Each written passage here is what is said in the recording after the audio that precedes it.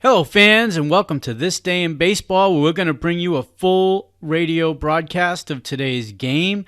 And before we do that, I just want to thank Classic Baseball Radio, and there's a link in the notes where you can check out their full channel. They have many great radio broadcasts. And while you're listening to today's game, if you want to check out much more about the game and the players, look on the links below, and you're going to see links to player pages, the date the game happened, the year it happened, and the play-by-play. Enjoy the game, and check out the links while you're watching the game, and please don't forget to hit the subscribe button so that every time new content comes out, you're going to get that firsthand. And thank you again for checking out This Day in Baseball, and enjoy the game.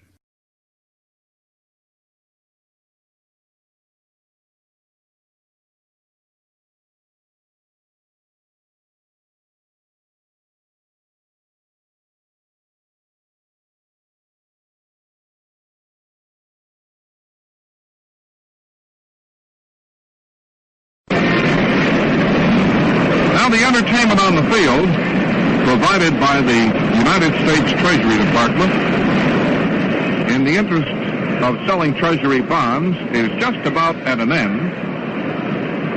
And the main attraction of the evening is about to go on. Here's Dick Donovan off here to our left. He's still throwing. Right in front of me here is Tommy Byrne.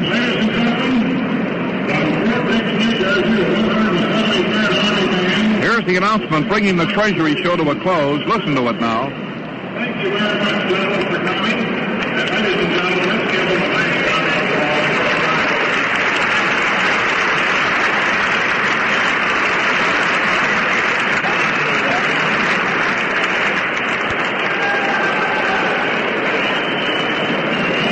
applause. Well, if adjectives help, the White Sox are a cinch to beat the Yankees in this series. The Chicago City Council, in a resolution introduced by Mayor Daley, hailed the White Sox today for unusual enthusiasm, excellent ability, and unexcelled devotion, and assured the White Sox that the people of Chicago have unfailing support, unquenchable loyalty, and unreserved pride in them. The resolution did not mention the Yankees by name, but referred to them as, quote, cunning with measureless chicanery and sleepless tenacity. Mayor Daley, you know, is a great Sox fan as well as a 1,000 hitter. He's had 2 hits and 2 times at bat so far this summer in City Council softball games. Here are the umpires. Here are the lineups. I'll let you listen to them here at Yankee Stadium.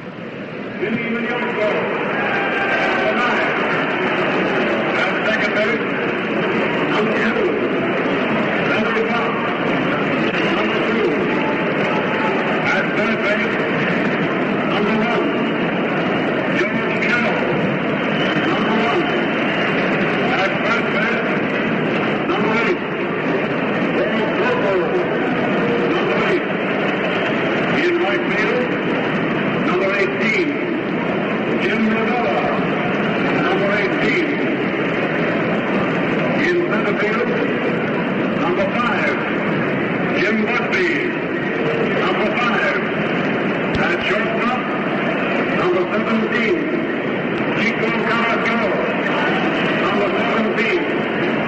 Catching, number 10, Sharon Miller. Number 10. And pitching, number 22, Dick Donovan. Number 22.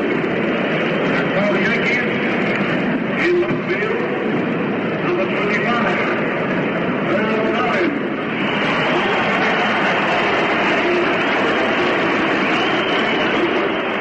Here are the Yankees going out onto the field. Andy Carey, Hunter, McDougal, and Skowron on the infield. Noren, Mantle, and Howard in the outfield. And the battery, Byrne and Berra. McKinley will be the umpire back of the plate. Beautiful night for baseball, and I hope you're going to be able to hang around for every play. And boy, this should be some game. Let's hope the White Sox get off on the right foot here tonight with Dick Donovan, a really great pitcher. Now, very shortly, after one more announcement, I imagine they'll give you the umpires. We'll hear our national anthem. The umpire at the plate, Bill McHenry. At first base, John Clancy. At second base, Jeff Chandler. And at third base, Johnny Berry. Ladies and gentlemen, from Yankee Stadium, our national anthem.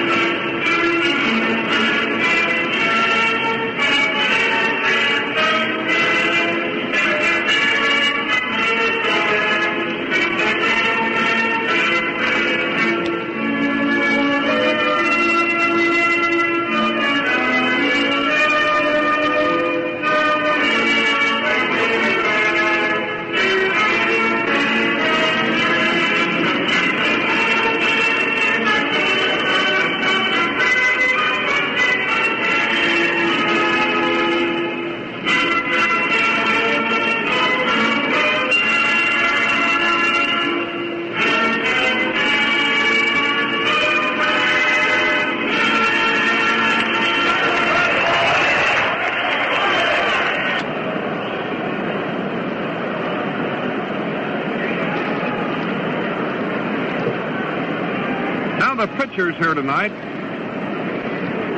This fellow Byrne has had a remarkable control record this year, which is amazing for him. Byrne has won 8 and lost 2. Against the White Sox, he's 1 and 1, and his lifetime record against the White Sox, 7 and 6. Donovan, a right-hander, whose fastball is a natural slider, is 13 and 3. In 1955, this season, he is 3-0, and that is his lifetime record. Beautiful night. The Yankees are in white. The White Sox are in traveling gray. Myatt coaching at third, Gutteridge at first. Lawler's back in the lineup. Minoso in his leadoff spot, where he has started to shine and looked a little bit like himself again, is waiting off to the side of the plate. The left-hand pitcher, Byrne, is getting in his practice throws, and we're just about set to roll.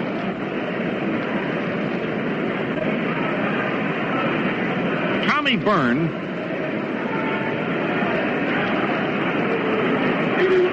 has allowed 32 runs this year. 26 of those runs were earned.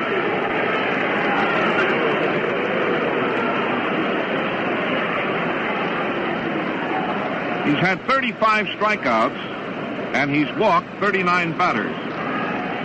Minoso, who's stepping up to lead off, is batting 260 and has 35 runs batted in. The first pitch of the game is a ball that's high.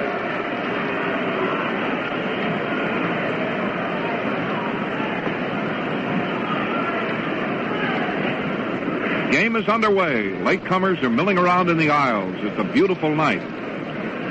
Byrne is into the motion again, and a strike call around the knee. Now, this is a triple-deck stand, Yankee Stadium. It extends out into left field and out into right field. And then there's a tremendous open-faced bleacher all the way across center field. Next pitch, outside at the shoulder, ball 2. Tommy Byrne has won 3 of his last 4 starts. Beat the White Sox at Chicago in his last starting assignment, 4-3. On Howard's home run in the 8th inning. That's a ball way outside. That game evened his season record against the Sox at 1-1 and made his lifetime record against his former teammates 7-6. The 3-1 pitch is coming up at Yankee Stadium. Byrne pitching to Minoso. It is on the way, and it's hit. A fly ball into left center field. It's going to be caught by Noren.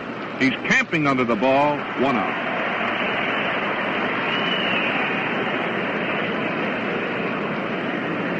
One out.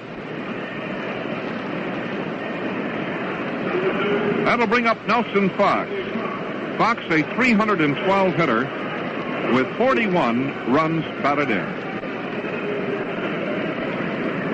Fox had a rough day Sunday in the doubleheader against the Boston Red Sox. There are those that feel that Fox should hit left-handers very well. Here's a strike in across the knee. Fox is a tremendous bunter, as most of you know, but for some reason or other, he seldom bunts against left-handers, who, when they go through with their motion, are frequently off stride and would have a hard time fielding a bunt down the third base line. Here's a pop-up. Just up the third base line, about 20 feet. Yogi Berra goes up the line, catches that ball, 20 feet up the line, and about 1 foot foul, 2 out.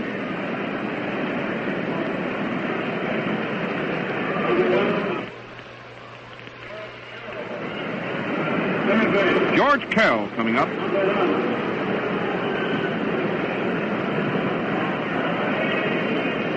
George Kell has hit safely in 21 of his last 25 games going into tonight's game.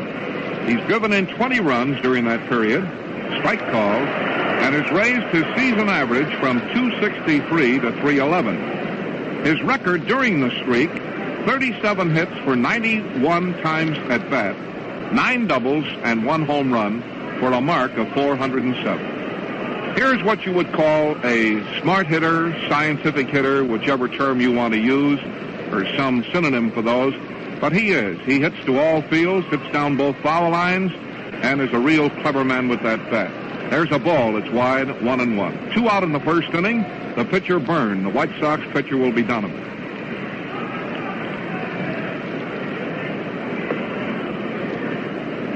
Now the pitch to Kell, way outside a ball.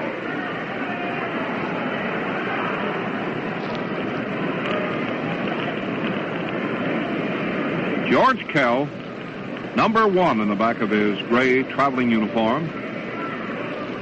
And a swing and a tip foul.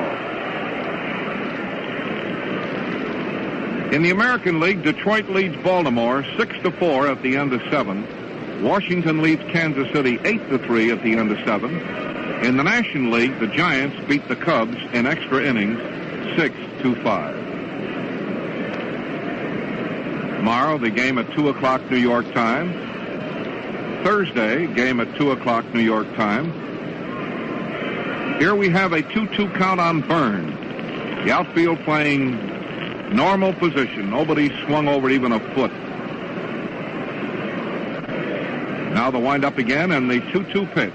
That's a swing, a base hit to center field. There's the first hit of the game. As he lined that ball past the pitcher, shoulder high, into center field.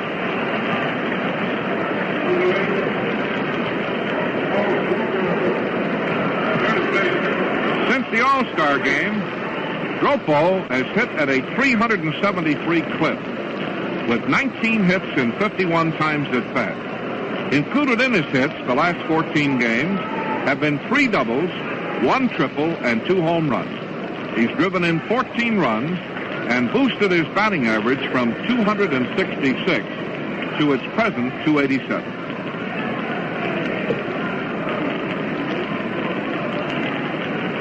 First pitch, a very high pop-up on the right side of the infield. McDougal, right in the base path, is waiting. Got it to retire the side. Now, Tommy Byrne, of late, and especially in Chicago, was coming in very, very frequently with a half-speed pitch, slow curve, up around the shoulders, and he throws it not too often so that when he does throw it, it's effective. And just as like that on that occasion, Dropo swung at that ball, it looked as big as a basketball, and he popped it up. No runs, 1 hit, and 1 man left. The score, at the end of the first half of the first inning, White Sox, no runs, 1 hit. The Yankees are coming to bat.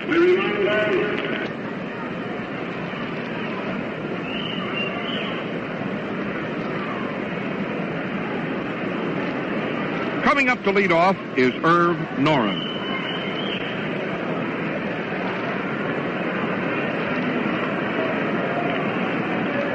Noren batting left-handed, 254 hitter with 54 runs batted in. Donovan.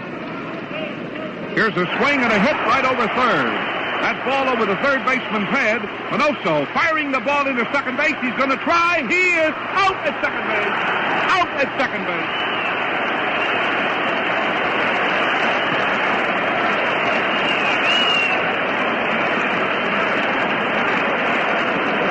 Minoso threw a perfect strike from the foul line. Fox handled the ball. Fox had the base blocked off. Noren slid right into the glove and the ball. He is out, and if you're keeping a scorecard on this big ball game, credit him with a base hit.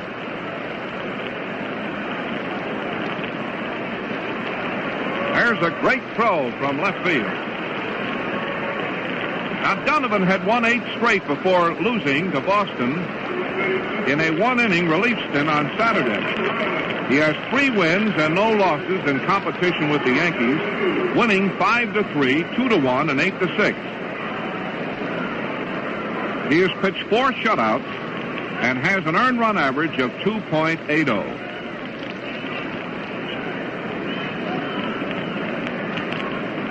Now stepping in for New York is Elston Howard, .311 hitter with 27 runs batted in. Number 32 in the back of his white uniform, a ball that's close. In the big Boston-Cleveland game, it's Sullivan, a right-hander, against Score, a left-hander. 1 out here, Yankees batting, no score. Last of the first inning, a great throw by Minoso, cut Noren down at second base, trying for a double. Ball, it's close, ball 2. Kell, Carrasquel, strike, Fox, Dropo on the infield. In the outfield, it's Minoso in left field, Busby in center field, and Bob Neiman with his right wrist taped up playing in right field. Sherman Lawler is back in behind the plate.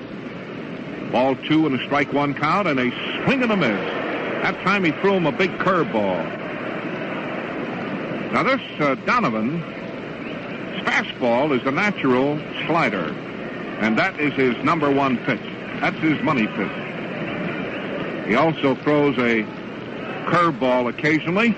Got a pretty good fastball, and he's got good control, and he keeps that ball low. And what I mean by good control is this. Donovan has pitched 132 innings and given 30 bases on balls. 132 innings, 30 bases on balls. Swing and a miss. Struck him out. He went for one a foot outside and low. For Donovan, that is his 63rd strikeout of the year.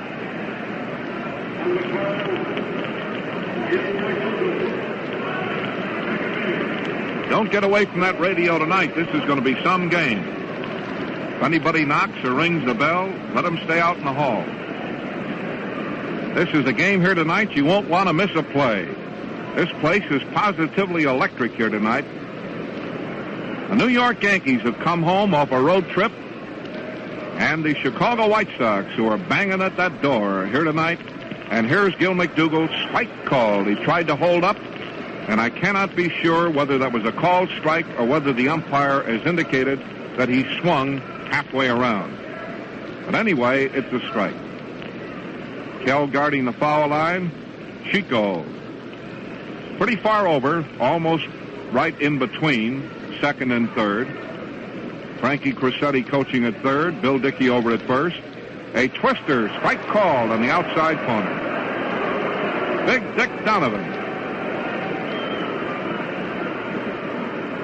13-3 against Tommy Byrne. 8-2.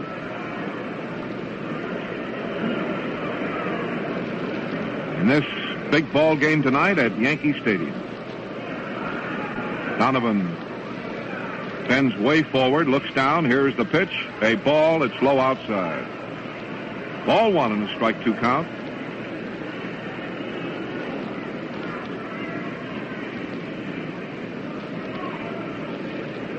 Latecomers are still coming in. Donovan is kicking the pitching rubber. The field looks in real good shape. That grass is just as green as a golf course.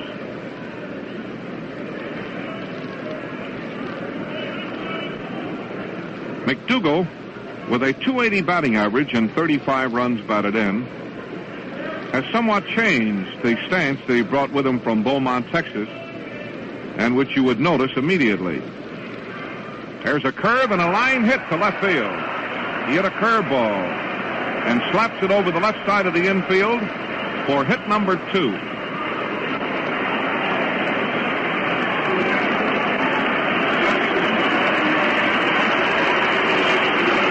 Yogi Berra.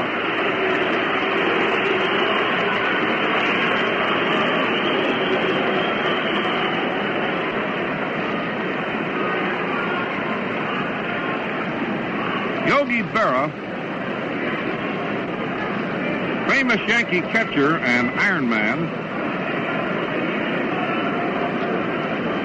Among co-owner Dan Topping's guests tonight, seated right back of us here, are former Governor Dewey of New York and the present Governor Collins of Florida. Yogi Berra, 275 hitter, with 66 runs batted in, and a dangerous man with a bat in his hand. Ball that's low.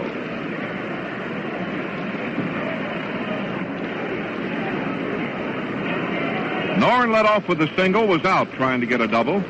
Howard struck out. McDougal hit a half-speed curveball and lined it into left field for a hit. Yogi Berra, the batter, a fastball that's too low, ball two.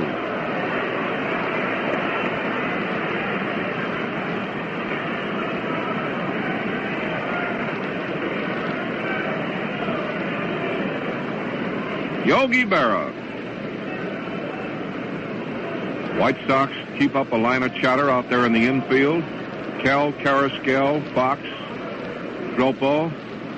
Fox is pulled way over toward first base. The right fielder Neiman is standing right in front of the fence.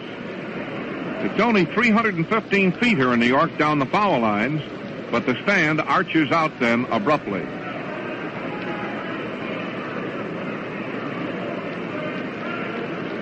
Base runner on first base edging. That's a ball, low and outside. Ball three. Mickey Mantle is in the on-deck circle.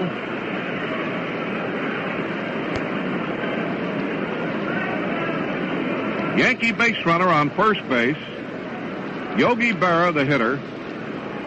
Donovan again picks up the rosin bag. The outfield is swung way to the right. That is a ball. He walked in. Let's pause here for station identification. This is the WCFL, Chicago White Sox Baseball Network. This is WCFL, the voice of labor in Chicago. Mickey Mantle, a switch hitter, batting left-handed against the right-hand pitcher, has a batting average of 304 and has had 64 runs batted in. Ball, it's too low.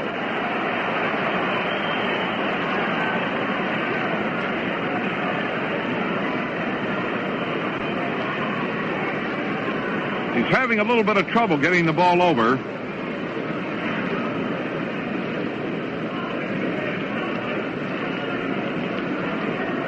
Now the second baseman, Nellie Fox, walks in.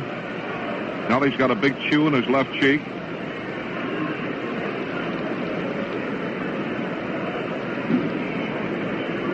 There he goes. Somebody back here yelled, "Get the midget out of there."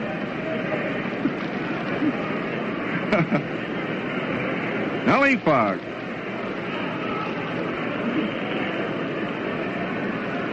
Ball one. 2 on and 2 out, last of the first inning. Kenny has the sign. There's a ball. It's off the corner at the knee. Ball two. Skowron is in the on-deck circle.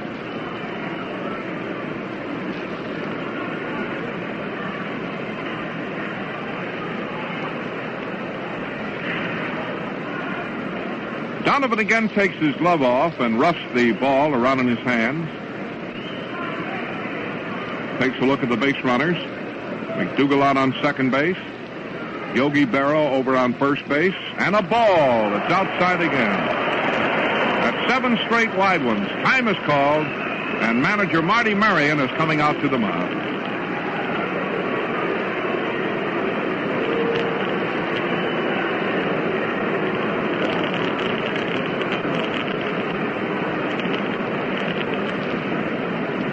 Manager Marty Marion is out in the center of the diamond. Tomorrow it's going to be Harry Byrne, 5-4, a right-hander against Lopat. Those are the definite pitching choices for tomorrow. Both announced. Harry Byrne, a right-hander, against Lopat, a left-hander. In the final game, it'll be Turley for New York, and I believe Trucks for the White Sox.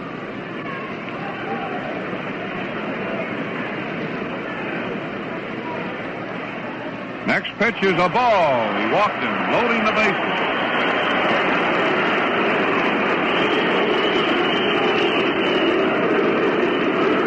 So the White Sox are faced with an alarming situation as early as the first inning here at Yankee Stadium, as after Noren singled and was out trying for two, Howard struck out, McDougal singled, Berra and Mantle have walked on 8 straight pitches, and the bases are loaded with Yankees, and Skowron, a 346 hitter with 41 runs batted in, is up. This is a good time to get out any good luck piece that you have or 4-leaf clovers, because this is an alarming situation in the first inning. Skowron, a boy from Weber High School, Chicago, who went to Purdue University, is a stocky right-hand hitter. Number 14 on the back of his white uniform. And the first pitch to him, a swing and a ground ball to Chico, should get it. The play to second, and it's out. Got out of the jam. I didn't think he was going to get him. He threw the ball to second base, and Mantle is arguing about it. I thought they were going to miss him, but they got him, and he is out of the jam. Skowron slapped the ground ball to deep short that Carrasquel made a fine stop on, fired the ball to Fox, and Mickey Mantle is forced out at second base on a play that's so close, I hate to even think about it.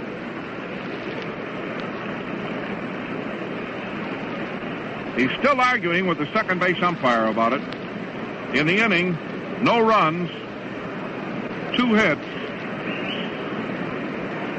2 walks, 3 men were left down the base. And the score at the end of the first inning, the White Sox, no runs, 1 hit. The Yankees, no runs and 2 hits. Leading off is Bob Neiman, a 263 hitter with 41 runs batted in. And a ball, it's low. Here's a final score. Washington, 9 runs, 12 hits, 2 errors. Kansas City, 3 runs, 9 hits, and no errors. That's the first win in a long time for Porterfield, who's been sidelined with a bum back. Neiman swings. A high short fly into right field. Should be easy for the second baseman or the right fielder. Howard is going to take it, 1 out.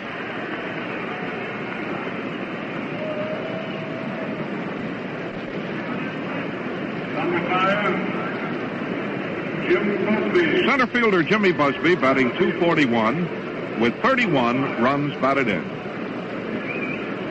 No score. Second inning. But the White Sox had a terrific scare in the first inning. Bases loaded and Skowron up. First pitch to Jim, a little bit too low. A ball, ball 1. Tommy Byrne depends on slow balls, curves, pops a fastball in there once in a while, change-ups. Here's a bunt down the third baseline, but it's going to go foul. Foul ball. In the National League, Brooklyn at Cincinnati, Philadelphia at Milwaukee, and Pittsburgh at St. Louis. Those are all night games. In the afternoon game, the New York Giants defeated the Cubs 6-5. This is the first game of a 3-game series with an afternoon game tomorrow, Wednesday, and an afternoon game on Thursday. 1 out in the second inning, and Busby the batter. Busby hit a high outside pitch on a line into right field. White Sox hit number 2. 2 hits apiece, no score.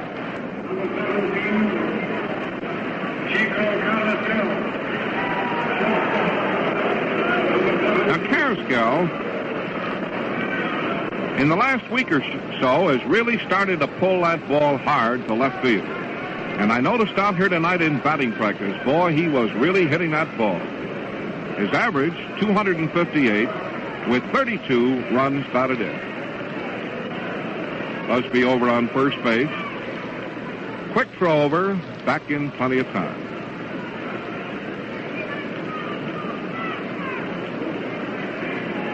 Getting a sign again, and a strike gets around the knee.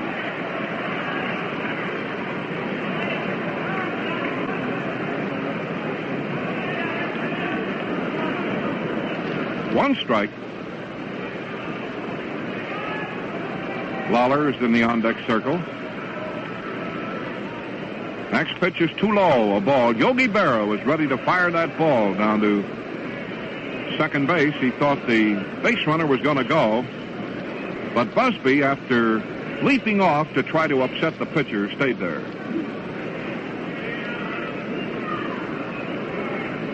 We'll keep you posted every inning on the Cleveland-Boston game as we get it. Next pitch, a swing and a foul tip. Ball one and strike two. Andy Carey at third. Hunter at short. McDougal at second. Skowron at first. Noren, Mantle, Howard in the outfield. Yogi Berra back at the plate. Left-hander Tommy Byrne, 8 wins and 2 losses, is on the mound. Busby edging. There he goes. Here's the throw down, and he is in there. The ball rolls into center field, and he's going to go to third base. Let's see how they score it now. It'll be a stolen base, that's for sure, and an error for Berra on the throw. That's it. Score that if you're keeping a scorecard.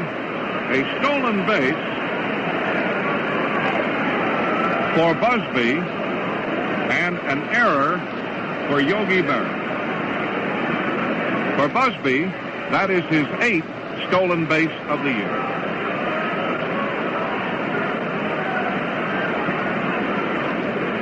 Covering second base on the play was McDougal. Berra threw the ball.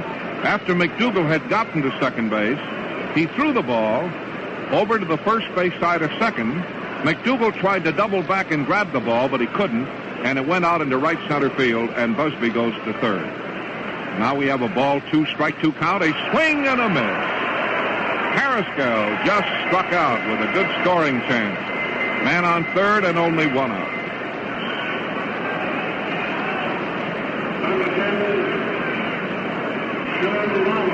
For Tommy Byrne, that is his 36th strikeout of the year.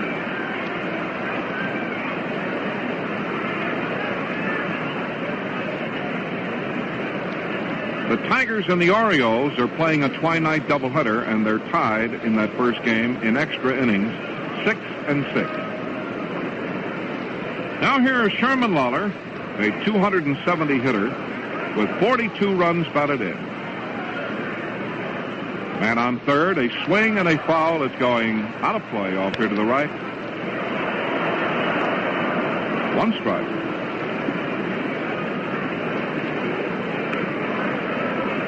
Well, Chico had a great chance there to get his 33rd RBI of the year, with Busby a speedball on third base and only 1 out. But he struck out.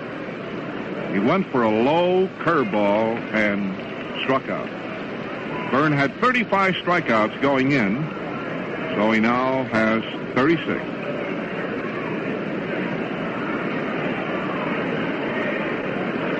Andy Carey pulled over near the bag at third. Billy Hunter, hands on his hips, deep at short. Mantle right in line with center field. Left fielder is Noren. The right fielder is Howard. And Tommy Byrne looks at the base runner, Busby. Now he's ready. 2 out. The pitch, high, outside, a ball.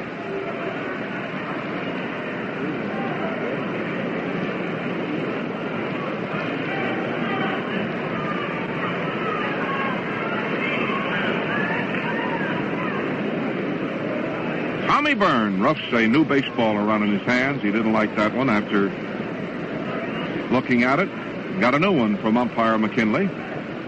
That is a ball. It's high inside again.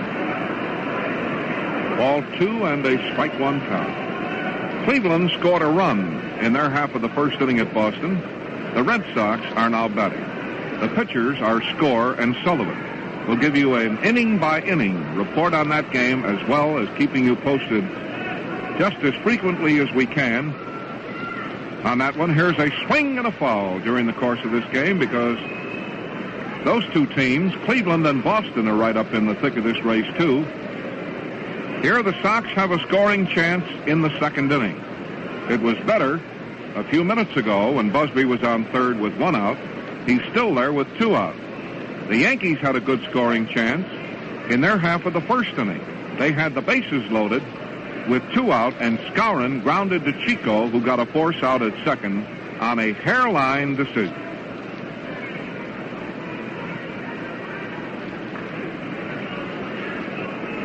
Tommy Byrne fidgeting around, taking a lot of time. That's a swing and a very high infield fly. Here's the first baseman, Skowron, coming down the line, and he grabs that ball for the out. Skowron came down toward the plate about 2/3 of the way from first to the plate, and about 3 feet foul to take that ball. On the way down, his cap blew off, and he was visibly staggering because he wasn't sure whether Barrow was going to try to get it. He looked at him 2 or 3 times and ran around in a bit of a circle. He was afraid of a collision. But Yogi Berra jumped out of the way, and he caught the ball for the out. In that inning, no runs, 1 hit, and 1 man left on the base. The score at the end of the first half of the second inning: the White Sox, no runs, 2 hits. The Yankees, no runs, 2 hits.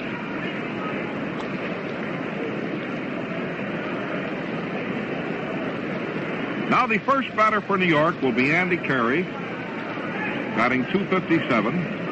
Then Byrne, .214. And then Hunter, .244. Here's a fly ball into right field. It should be caught, and it is caught. Hunter hit a fly ball deep into right field, and Neiman went back and caught it for the out. Byrne has had 9 hits in 42 at-bats. Batting average of .214. In the Brooklyn-Cincinnati game, it's Don Newcomb against Menarson for Cincinnati. Tommy Byrne bats left-handed. And I'll never forget that ball game here at Yankee Stadium when he came up for the White Sox and hit a grand slam home run into those right field stands against the New York Yankees. Tommy will never forget it either, because he told me in Chicago that that was one of the top thrills that he's had in baseball. Strike right in there.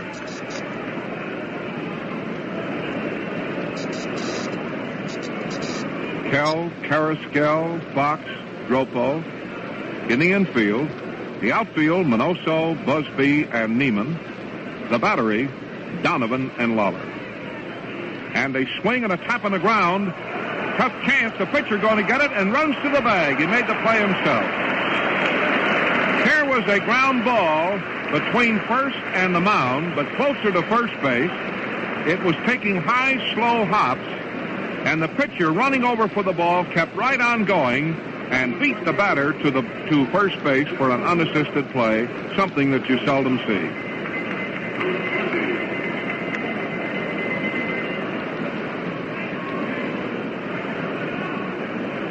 Billy Hunter batting in the 9th spot.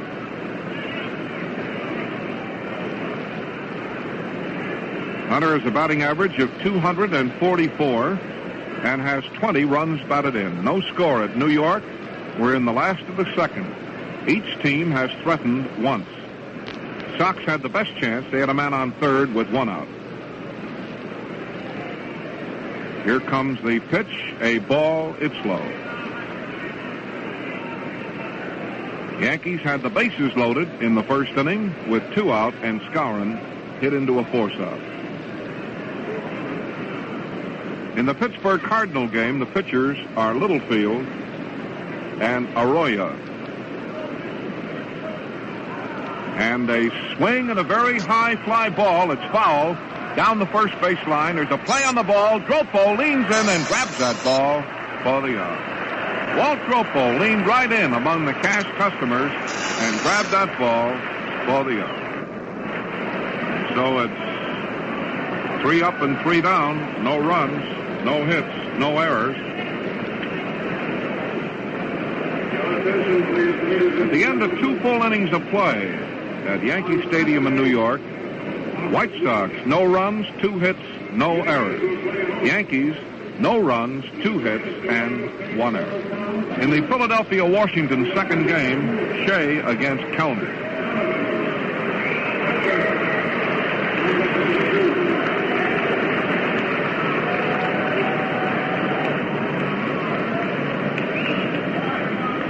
Donovan is stepping into the batter's box, and as you Sox fans all know, he's a good hitter. He's been at bat 52 times, strike called, and has made 10 hits.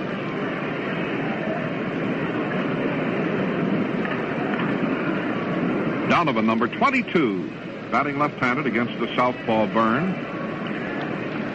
And a big swing and a miss. Strike 2.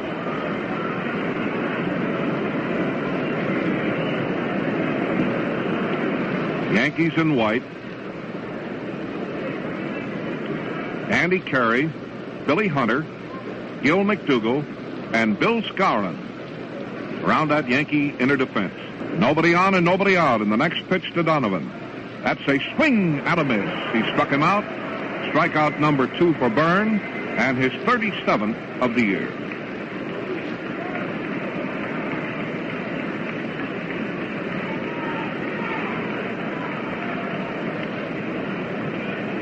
Now, the thing that surprised me in looking over Byrne's pitching record was that he has pitched 79 innings and given up in that time only 39 bases on balls.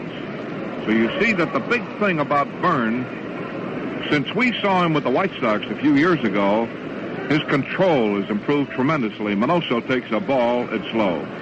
Now, of course, he has his streaks of wildness, but boy, I can remember when Byrne would, it seems like, as I look back on those days, when he'd walk every other man. But that was the big bugaboo with Byrne. Minnie Minoso going into the game with a 260 batting average and 35 runs batted in.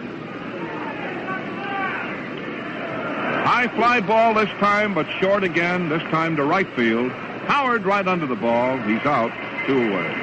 That's the same kind of a fly ball he hit the first time, only this time to the opposite field.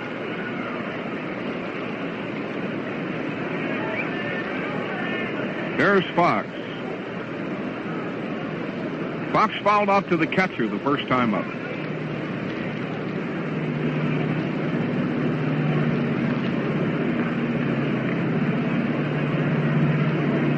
Ellie Fox in the batter's box. Byrne takes a look around. Everybody, the outfield is shortened up. Third baseman Andy Carey is in on the grass. And here is the pitch, a big swing and a miss. And the Mighty Mite spun like a top that time, missing a curveball up around the level.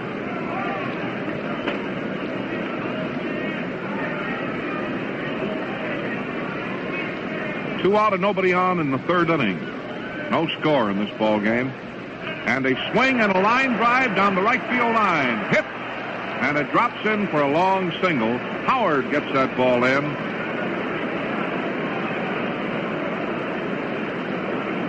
That's hit number 3 for the White Sox. Let's pause here quickly for station identification.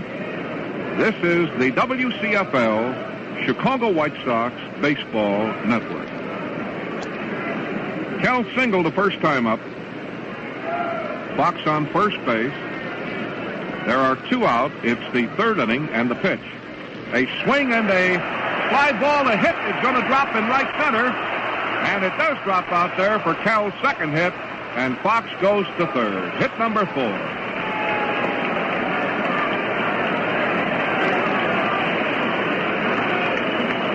Kell hit a low fly ball into right center field, right in between Mickey Mantle and Elston Howard, and it dropped for a clean hit, his second hit, and Fox goes to third. Here's Walt Dropo. Come on, Miller.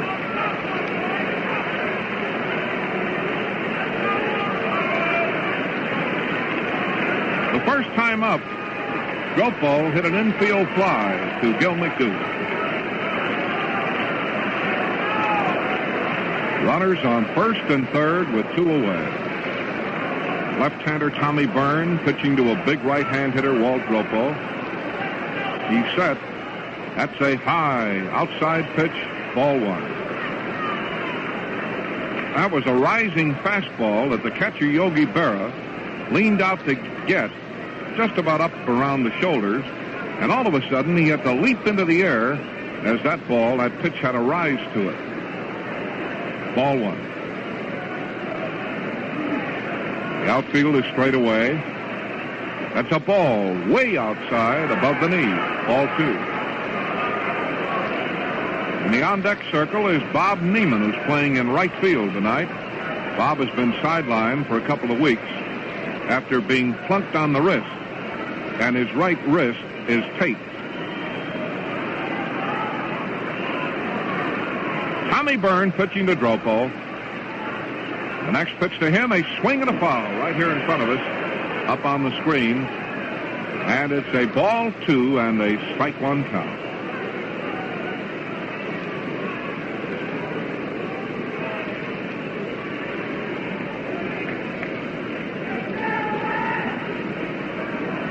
Tommy Byrne takes his glove off, roughs the ball around in his hands. No National League scores as yet.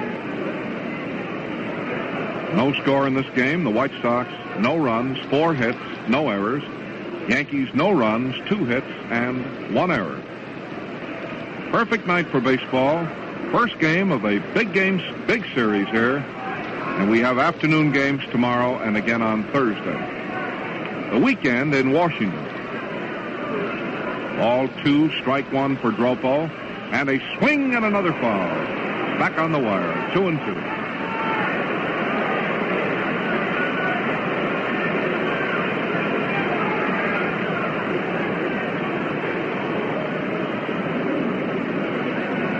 The White Sox dugout is to our left.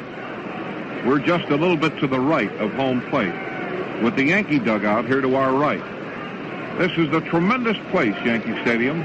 Tremendous. You'd have to see it, have to be sitting here and look up to your right and to your left to really realize how big a place this is. Open face bleacher in left field, all the way across center to right field. Big scoreboard lit up like a Christmas tree, high up above the stands in right center field. It's a poke there. You got to hit it over 400 feet to get it in those stands. Ball two and a strike two count. That's a ball, shoulder high and wide. And we have a full count as the Yankee bat boy takes a new supply of baseballs up to the plate umpire, McKinley. Nelson Fox on third base. George Kell on first base. 2 out in the top of the third inning and no score.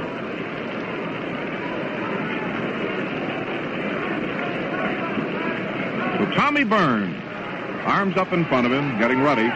That's a ball. He almost hit him. The bases are low.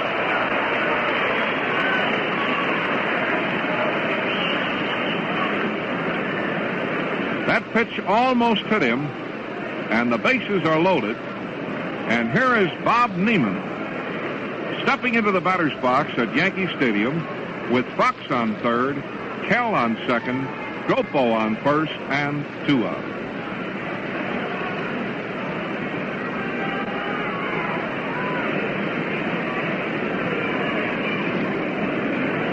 Bases loaded. That is a strike in around the knee. Came in with a slow one that time.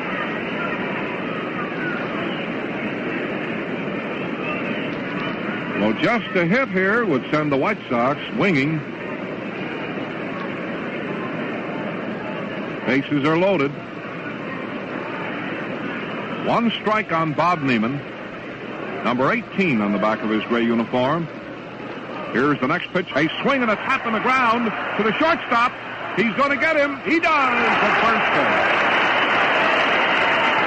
Neiman bounced to the shortstop. A slow ground ball taking big hops. Hunter had to come way in and fire that ball.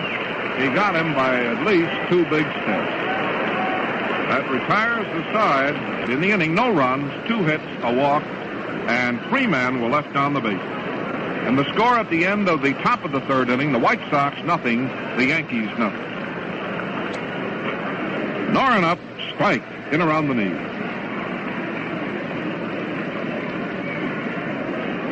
Noren singled the first time up and was out, trying for 2 on Minoso's great throw off the foul line.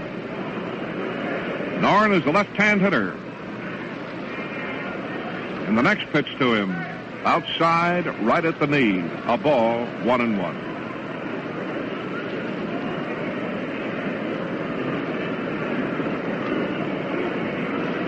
Each team has had a bases-loaded situation. Each team went out the same way, on a ground ball to the shortstop. Now the pitch to Noren, a ball, slow inside. That was a twister that was breaking in on his hands, and in falling away from the ball, his leg gave out from under him, and he fell on the ground, but he's up now, he's okay. Ball 2 and a strike 1 count. Noren batting, 3rd inning, nobody on, nobody out, no score.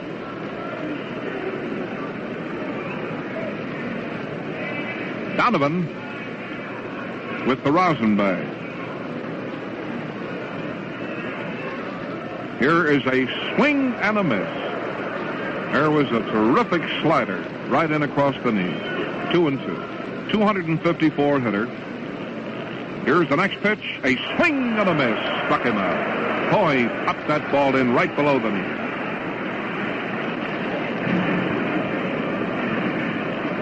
That is the 2nd strikeout for Donovan and his 64th strikeout of the year. The Boston-Cleveland game is 0-0 at the end of 2 innings. The pitchers, Sullivan, a right-hander, Score, a left-hander.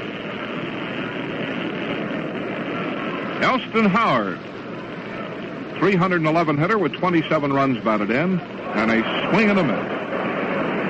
Now, Teddy Williams, in a visit we had with him the other night when he was the guest on our show, for an hour and a half before the show, we had a bite and had a chat. He said he thought this fellow showed promise of becoming one of baseball's greatest hitters.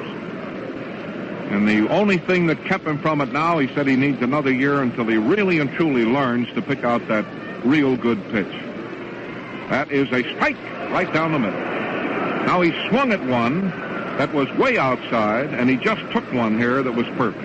Maybe that's what Williams had reference to. But Howard is a young ball player. This is his first year in the big leagues.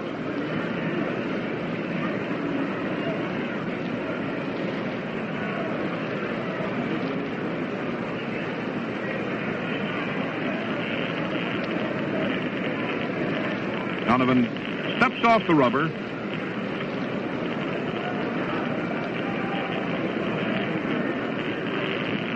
That is a ball low.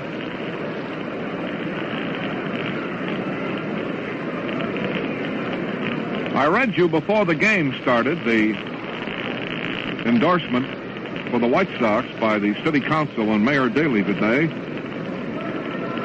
And it's a great boost for the ball club. It appeared in the late papers here in New York. And a curve. It's low and outside. 2-2.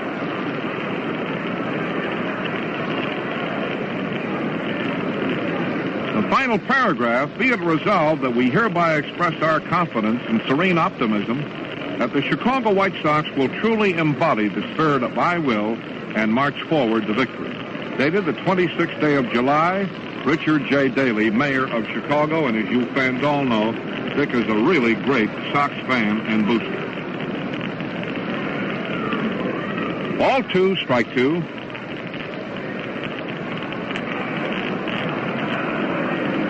Now Howard gets tired of waiting and walks out of the batter's box.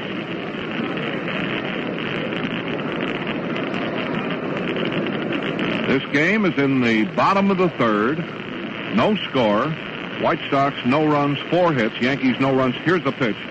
And a very high foul that's going out of play off here to the right. No play on that ball.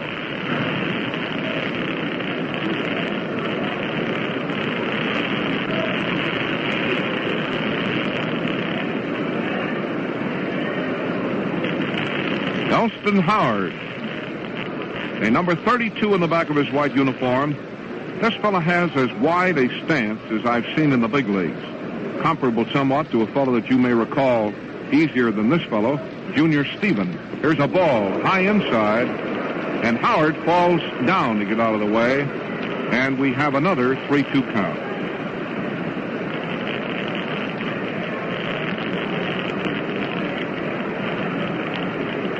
Yes, sir, the White Sox are on Broadway. Here's a showdown series at Yankee Stadium. This is the first game of 3, and it's under the lights on a perfect night for baseball with Donovan, a great right-hander, against Tommy Byrne. 13-3 and 8-2. Big pitch coming up. Oh, he almost hit him again. Ball 4.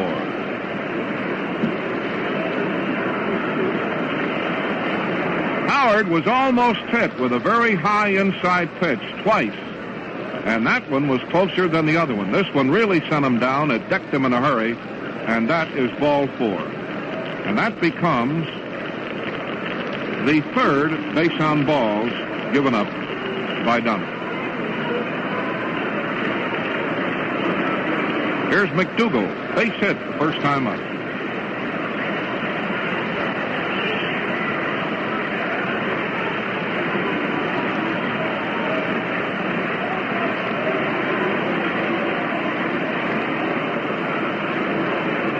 Over on first base, and a ball. He was almost hit high inside.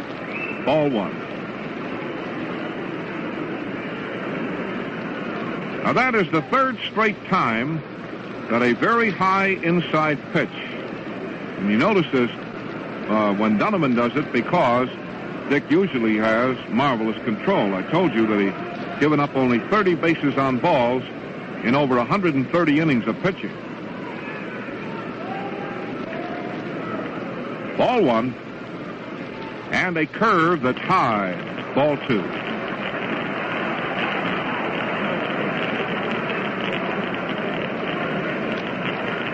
Now this is no time to start the bases on balls, because the tough boys are coming up here. Yogi Berra, Mickey Mantle, and Skowron. And you can only get away with bases on balls against this club so often. In the first inning, after a hit, he gave a walk to Mantle and a walk to Berra and got out of a jam. And now, after 1 out, he's walked Howard and has a 2-0 count on McDougal, and time has been called. Here's a conference at the mound.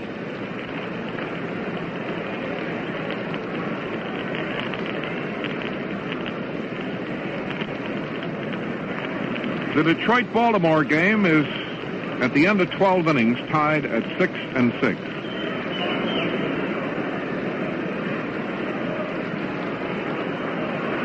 Now Donovan, again with the rosin bag, dries his hands. Here's a pitch, a swing and a very high, long foul. It's curving, out of play.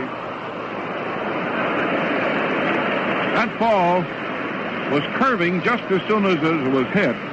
There was no doubt but what that was going to be a foul ball from the second it left the bat.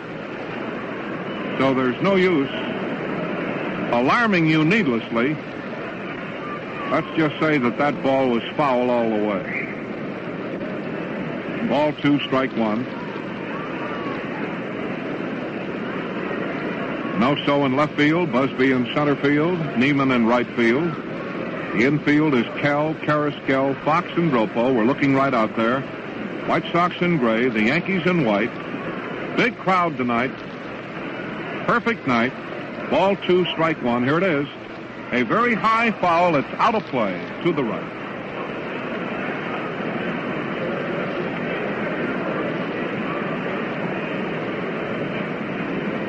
So we have a ball 2 and a strike 2 count on McDougal.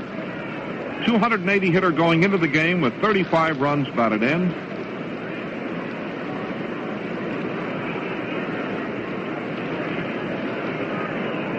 Donovan pulls at his cap.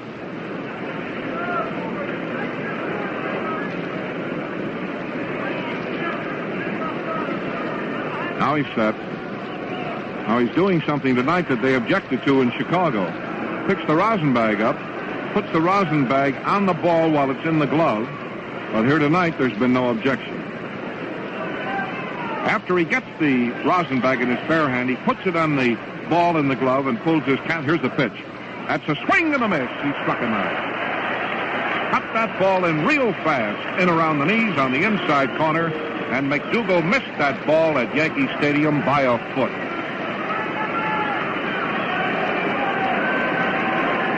That is strikeout number 3 and his 65th strikeout of the year. Get out that good luck talisman now. Here is Yogi Berra.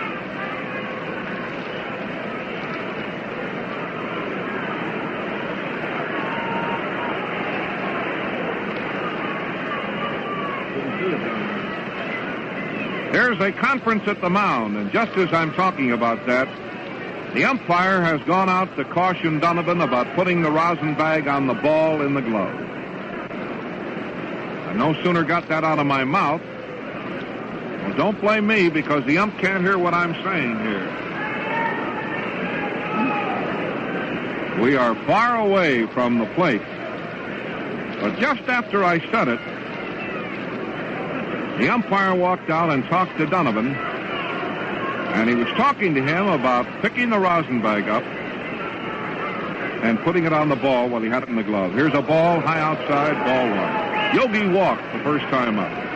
A 275 hitter going into the game with 66 runs batted in. Bob Elson describing the ball game from Yankee Stadium, the house that Babe Ruth built, where the lights are flickering here tonight on a terrific night for baseball and one of the most important baseball series of the year. That ball, it's off the corner above the knee. Ball 2.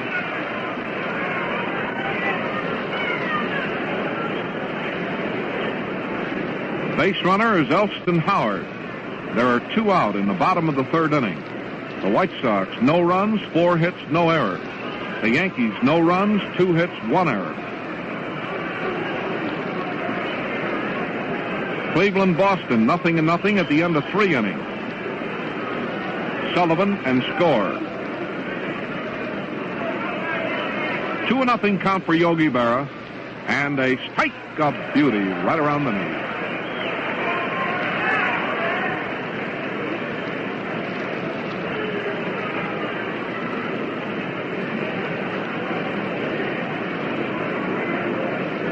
Ball 2 and a strike 1 count on the Yogi man.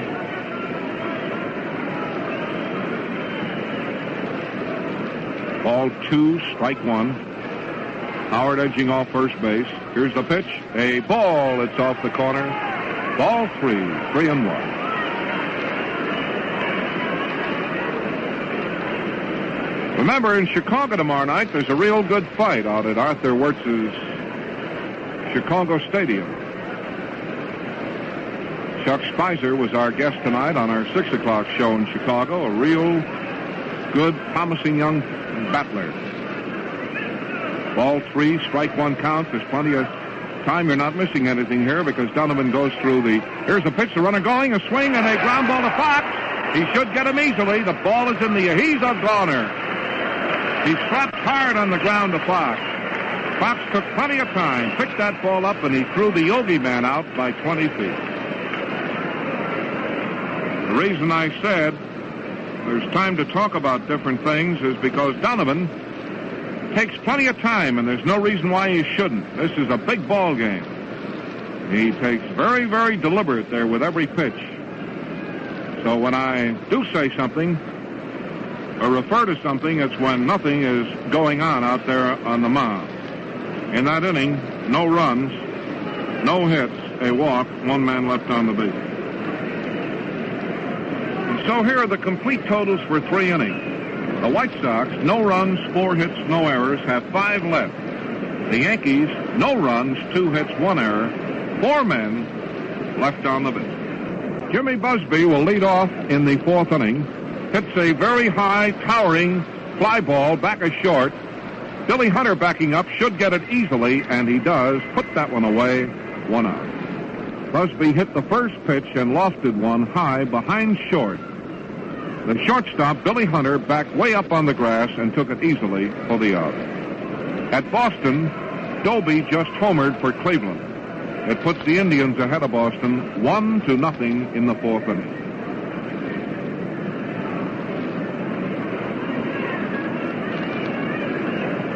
Carrasco struck out first time up. And a ball, a little bit too low. Ball 1.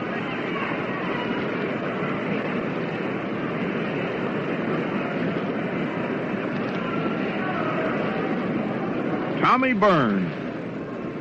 Here's a swing and a ground ball to the shortstop. Third baseman cut in front of him. Carey firing. He's out. 2 away. Andy Carey cut in front of the shortstop Hunter, who was deep, and threw Chico out for the second out. That'll bring up Sherm Lawler, who fouled out to the first baseman the first time up. 270 batting average, 42 runs batted in. No score, 4th inning, Yankee Stadium, White Sox and the Yankees. Tommy Byrne, left-hander, leans forward on his left foot. Here is a curveball. It's way outside, ball 1.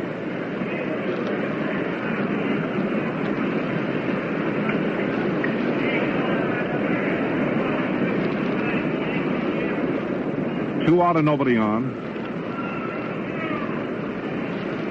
The next pitch to Sherman Lawler, a strike of beauty right across the waist. 1-1. In the National League, Pittsburgh and St. Louis. 0-0 at the end of 1. The Phillies are at Milwaukee tonight. The Phillies have really been red hot. 2 out and nobody on in the 4th inning.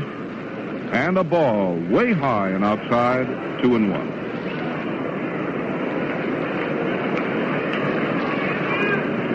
The pitcher, Donovan, is due up next.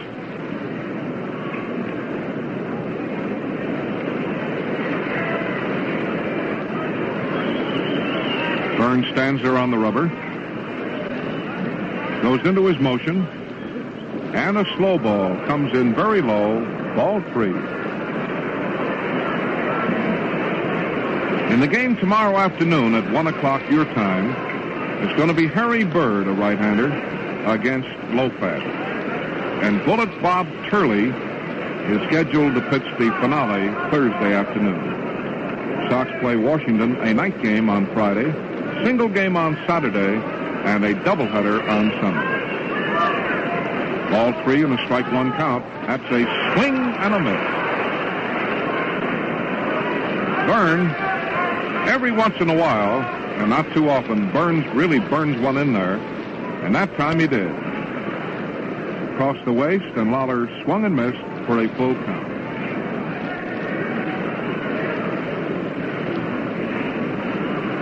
Ball 3, strike 2.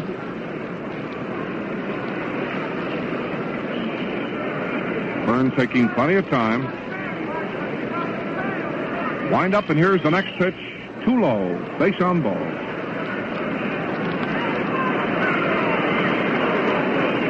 That'll bring up the pitcher, Donovan.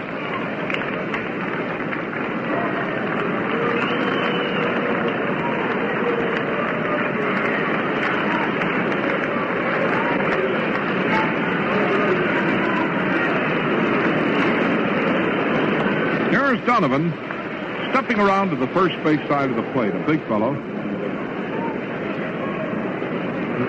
In the first Detroit-Baltimore game that went extra innings, the Tigers won 8-6.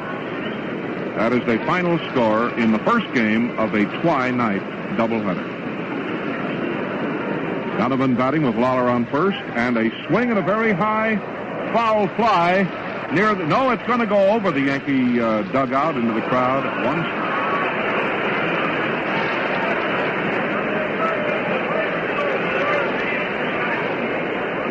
Well, while we have time, the first baseman talking to somebody, let's pause for station identification. This is the WCFL Chicago White Sox Baseball Network. This is WCFL, the voice of labor in Chicago. Here's a swing and a miss, strike two.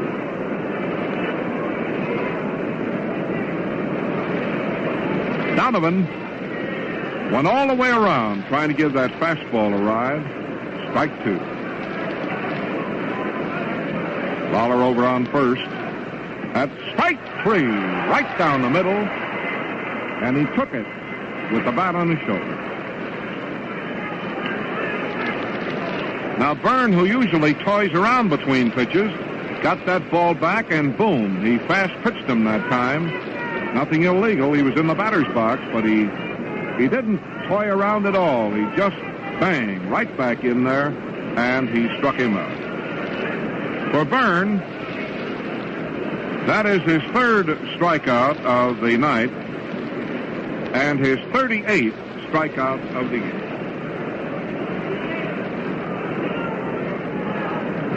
The score at the end of the first half of the fourth inning, the White Sox, no runs on 4 hits.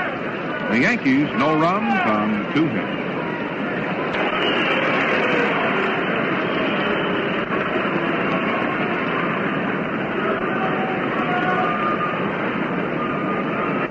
Coming up to lead off, Mickey Mantle. Mantle walked in the first inning, .304 batting average, and 64 runs batted. Ground ball to Fox. Big hop, he's got it. There's the peg. He's out, 1 away.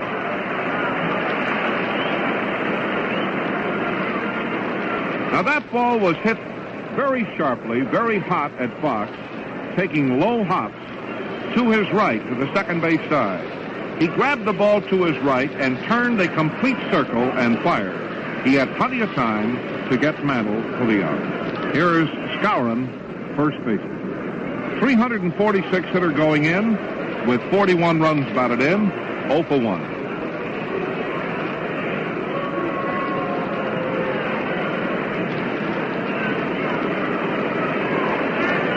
Wind up in the first pitch to him, too close. Above the knee, ball 1. Skowron, number 14. 1 out and nobody on. Last of the fourth inning. Baseball at Yankee Stadium under the lights. The outfield is playing straight away. There's a curve and he grounds it foul right into the White Sox dugout. This fellow told me a thing that surprised me one night. He was on my show at 6 o'clock and we were talking baseball, and he said, you know, they take me out against right-hand pitchers and let me play against left-hand pitchers. He said, well, I've been in organized baseball. I've hit over 80 home runs, and I've hit something like 73 or 74 of those against right-hand pitchers rather than left-handers. That was a surprising thing, and I was telling Williams about that, and he was surprised, too. But that's a fact. A ball 1 and a strike 1 count, and a swing and a miss. He sidearmed him that time and came in with that ball on the outside corner at the waist. And Skowron, Big Moose, took a cut and missed. 1 and 2.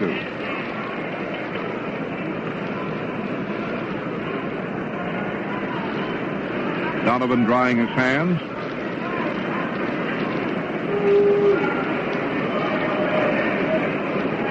Picks the rosin bag up again. Now he's leaning way forward. Skowron gets tired of waiting and steps out. Now, Donovan is not dropping the rosin bag on the ball in the glove anymore. Now, he picks it up in his bare hand, tucks it up under his arm, and pulls at his chest. Here's the pitch, and it's high inside a ball. He was cautioned by the plate umpire from putting the rosin bag on the ball in the glove. 2-2. Ball 2 and a strike 2 count. He's all set again. That's a curve, and here's a fly ball to left. Minnie going back. The ball's over his head. The ball's gone to the scoreboard in left center. He's around second. On the way to third, they may get him. He's in the dirt. He is out at third base. The play went from Minoso to Carrasquel to Kell. Minoso misjudged the ball. He came in, and the ball went over his head. Then ran back to the scoreboard. The relay got him. Minoso to Carrasquel to Kell. He was out on an eyelash play at third base.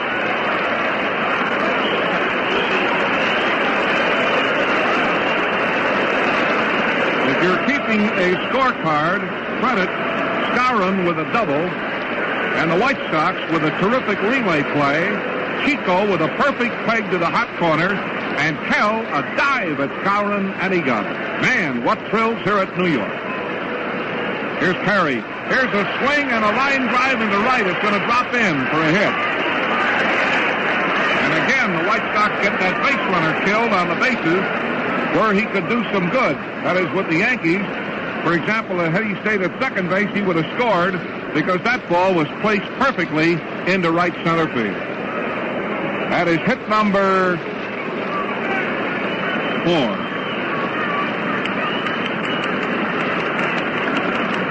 Gee, that was a terrific relay play.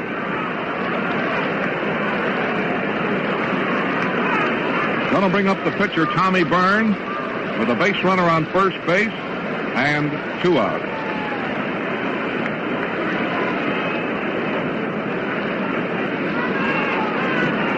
Well, I hope that Mayor Daley and the members of the city council that passed that resolution are not having heart attacks, but boy, this is that kind of a ball game. Nothing. This is a big one. This is one of the biggest ball games of the year. Psychologically, this first game of the Yankee series is a game of tremendous import. It is 0-0 in the last of the 4th inning. The Yankees have Carey on first base, and Byrne is the batter. There are 2 out. Now Donovan gets ready. Here's a swing and a miss. He went all the way around trying to give that ball a ride. That was a curveball. Curve, slider. There's fastball which slides, changeup, and always around the knees. You don't get any of those fat pitches up around the letters from Mr. Donovan. That's why he is 13-3. Those are the kind that go out of the park. 1 strike on Byrne. Here's a fastball, low outside a ball, 1-1. Skowron's drive went over Minoso's head in left field. And Minoso looked from here as though he had lost the ball in the lights. He started in and then ran frantically back, and the ball had gone over his head to the auxiliary scoreboard, which is on the ground in left center and in right center.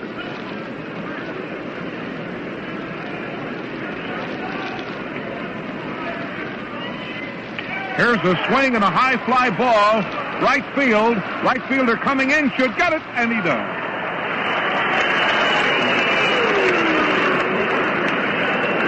In that inning, no runs, 2 hits, 1 man left. And the score at the end of 4 innings of play. The score: the White Sox, no runs, 4 hits, no errors. The Yankees, no runs, 4 hits, and 1 error. This is a real rough, tough ball game, just what it figured to be. Here's Minoso. And a ball, a little bit too low. McKinley doing a good job in there tonight, back of the plate on balls and strikes. He's got a couple of guys in there trying to keep that ball in there low, and Donovan is really a low ball pitcher.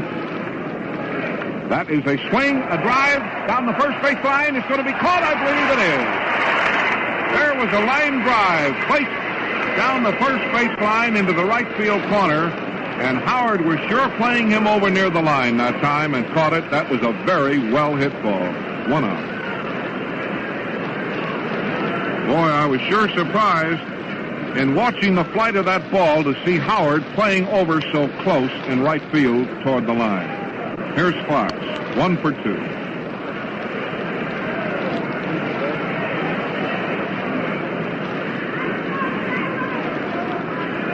Now the windup in the first pitch to Fox.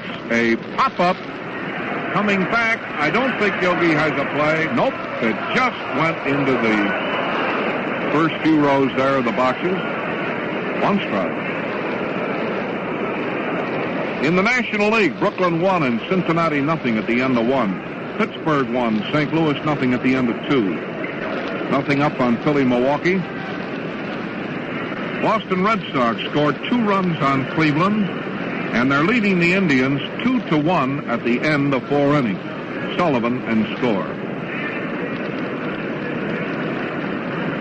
Fox batting in the 5th inning with 1 out. Third baseman Andy Carey, and way close. That is in high, close a ball. 1-1.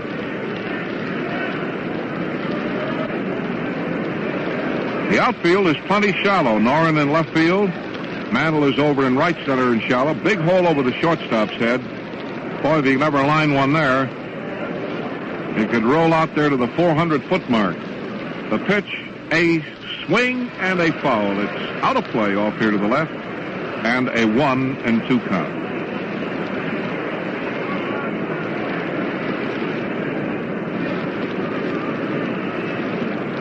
One and two.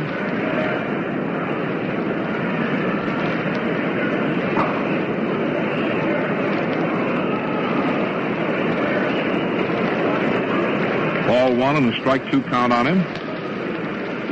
Byrne Ruddy's almost hit him. I was looking at some infield records tonight. Baltimore's Willie Miranda, who is supposed to be a good field no-hit infielder, isn't doing too well this year defensively. He's made 25 errors, more than any other big league shortstop, which was an item that really surprised me. Ball 2 and a strike 2 count. Next pitch to Fox, a ball. It's high, 3-2. Almost knocked his cap off, the little guy that time. Glad to see Jerry Coleman in good shape. He was beamed in Chicago. Wonderful little guy, infielder with the New York Yankees.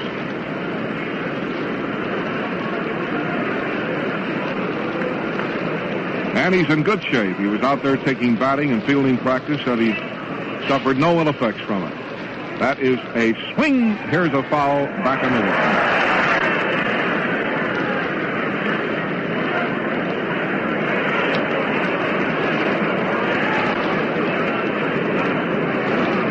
This is the 5th inning of a scoreless ball game at Yankee Stadium.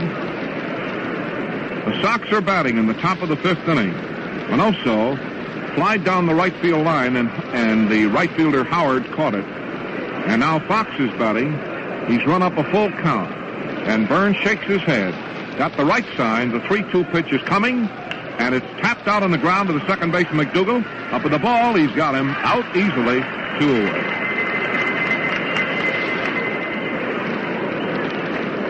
Here's Mr. Kell, who has 2 for 2. Going into the game with a 311 batting average and 53 runs batted in. This guy has everybody in the Chicago contingent talking about his play, his great play around third, and his tremendous hitting and clutch hitting. And as one of the Chicago writers wrote, this fella is really a pro. Kell up, 2 out and nobody on, and a ball is close.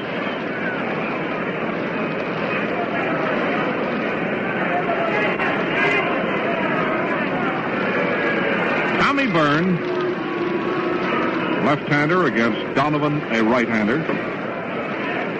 And high, way high, a ball 2. White Sox, no runs, 4 hits, no errors. The Yankees, no runs, 4 hits, and 1 error.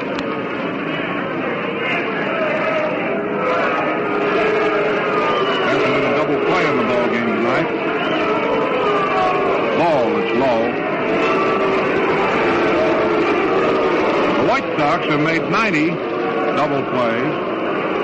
The Yankees have made 106 double plays. 3-0 count on Cal.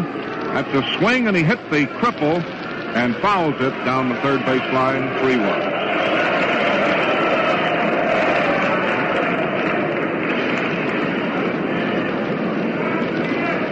Big Harry Byrne will pitch tomorrow for the White Sox against Lopat. And the probables for Thursday are Turley and Trucks.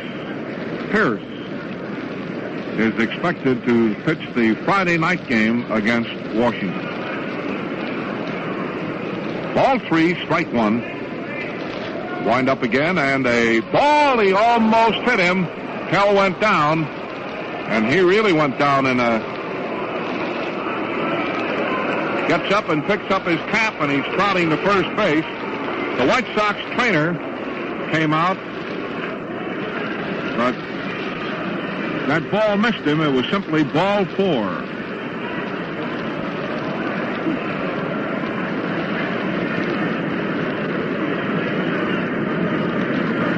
At least that's the way it looked from here, and it did look like he was hit. The catcher caught the ball, but it was inside high, very close, and down he went. Here's Walt Dropo. Popped out the first time, walked the second time. Facing left-hander Byrne with the teammate on first. And a low outside curveball, ball 1.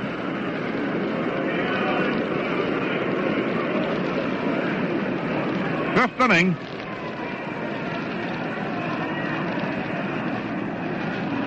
Andy Carey playing Dropo near the foul line. That's a fastball. He grounds right at the shortstop. Hunter. The force play coming up at second. Out. Play went from Hunter to McDougal, forcing George Kell and retiring the side. In that inning, no runs, no hits, 1 left. And so in 5 innings, the White Sox have had 7 men left on the base.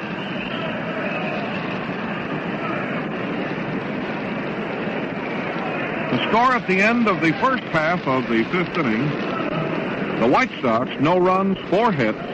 The Yankees, no runs, 4 hits.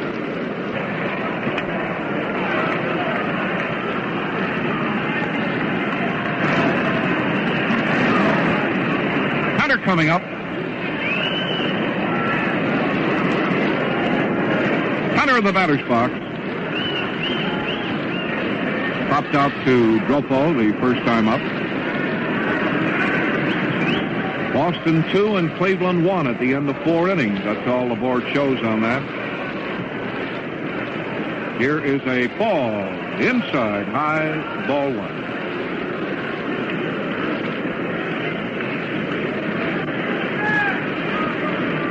Dick Donovan leans way forward.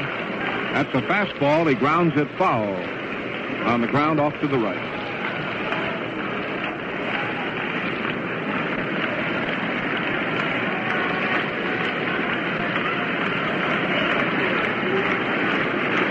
Nobody on and nobody out.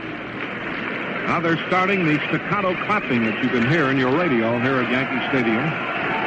And a bunt down the first base line is going to go foul. He bunted the ball, but he bunted it foul.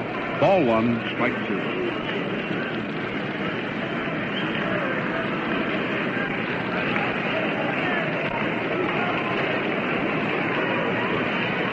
The Chicago White Sox have a 10-4 record since the All-Star game and have won 11 of their last 15. They're hitting at a .288 clip for the last 14 games, getting 130 hits in 451 times at bat. They've scored 77 runs, or an average of 6+ per game. Ball one and a strike 2 count on Hunter. And a curveball a little bit too close. A little bit too close. Donovan shakes his head as though to say, gee, I thought that was a good one.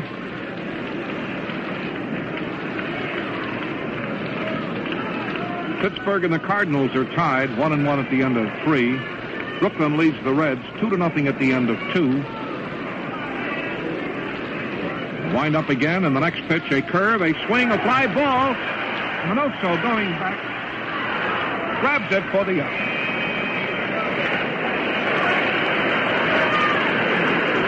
Minoso, having trouble with those lights, again stepped in, but that ball wasn't hit so deep, and he got back in time to get Hunter's fly ball for the out.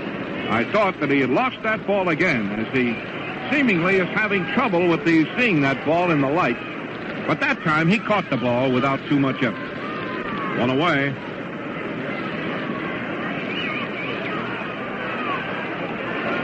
Here's Irv Noren. Single and a strikeout. And a strike of beauty right around the knee.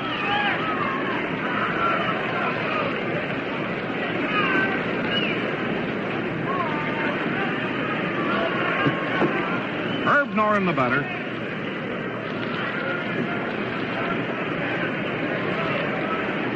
Now the next pitch, a strike, a fastball of beauty.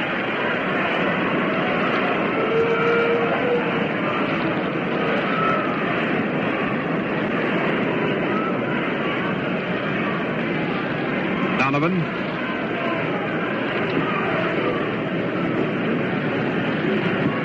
Getting set out there. Picks up the rosin bag. Puts it under his left arm, pulls at his cap, takes the rosin bag back in his bare hand, drops it. Now he's ready. Outside, high, a ball, 1-2. 1 out in the last of the 5th inning. Minnie Minoso in left field, Busby in center field, and Neiman in right field. Batter is Noren. Donovan leans forward. Now the batter, Noren, steps out of the batter's box. Here's a flash. Williams just hit a home run for Boston. Nobody on. The next pitch, a strike. He struck him out. Here's an argument. Noren is called out on strike. A slow curve over the outside corner, right at the knee. And Noren is still up at the plate, arguing with the umpire, who is not paying any attention to him. He gets out the whisk broom and goes over to clean off the plate. So Noren walks away. That is strikeout number 4. 1, 2, 3, 4. And here is Howard, the right fielder, a ball and slow. He struck out Howard in the 1st inning. They got Noren and McDougall in the 3rd inning and struck out Noren in the 5th inning. Now they're 2 out, nobody on, last of the 5th, and no score. Swing and a line hit to center field. Base hit. Howard slashed one right over the pitcher's head into center field.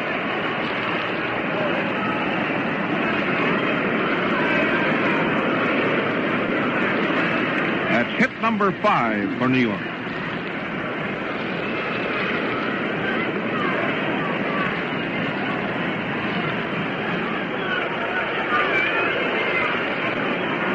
Here's Gil McDougall stepping in. Boston 3, Cleveland 1 at the end of 5 innings.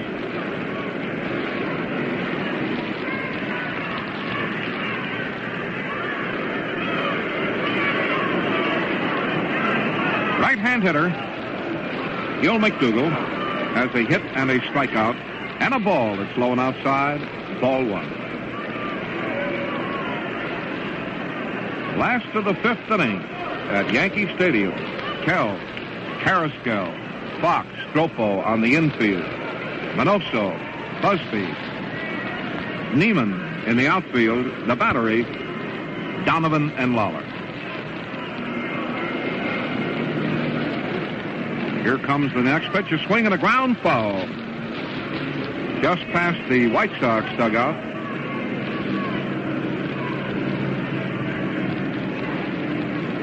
The starting pitcher for Cleveland is out, score, and Santiago, a right-hander, is now pitching.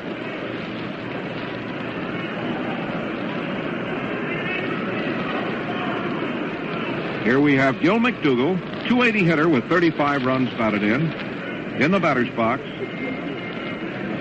Elston Howard over on first base. And a swing and a low line drive that the shortstop gets to second and got him. There was a low line drive to Carrasquel's right.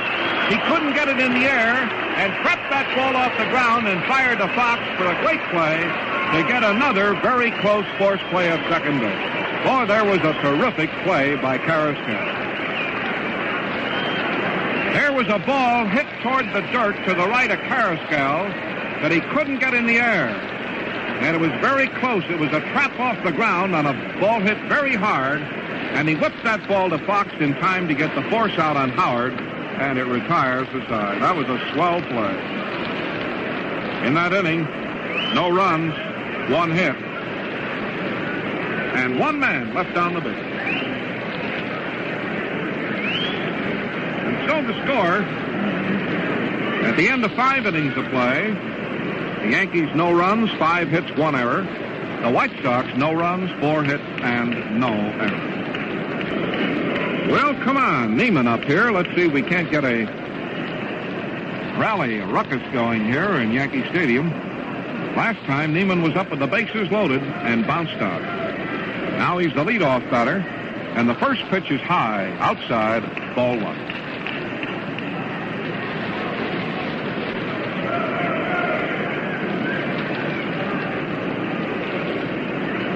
Bob Neiman, the right fielder. The next pitch to him is a fastball. That's outside, ball 2.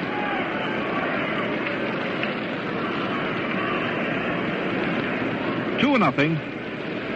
Tommy Byrne says he doesn't like the feel of that ball, so the plate umpire promptly tosses him out a new one.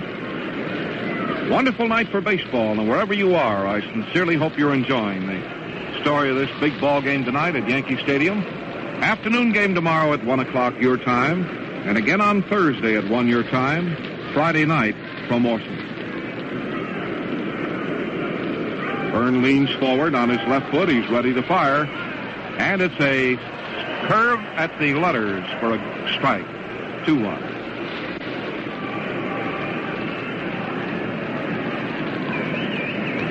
He steps back after getting some dirt on his hands, and while he's rubbing his hands together, he's talking to Hurley, and it looks to me as though he was asking him just where that pitch was. There's no argument about it. Ball 2 and a strike 1 count. Byrne leaning forward again. He's ready. Fastball. Got a piece of it and fouled it back on the wire. And now we have a 2-2 count on the first man up. Neiman. He'll be followed by Busby and then Carrasquel.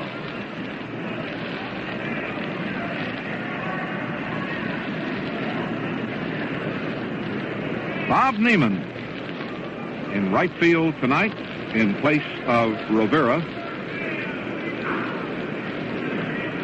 Byrne again goes to the rosin bag. Both these pitchers taking plenty of time, and you can't blame them. Every pitch counts.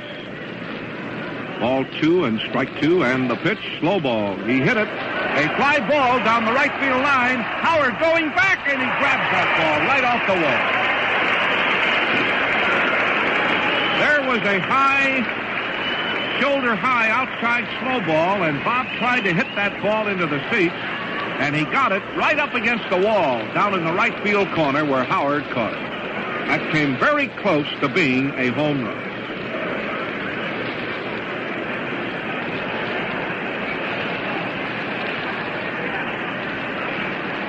Here's Busby, 1 for 2. singled in the second inning. Popped out in the fourth inning. And a strike around the knee.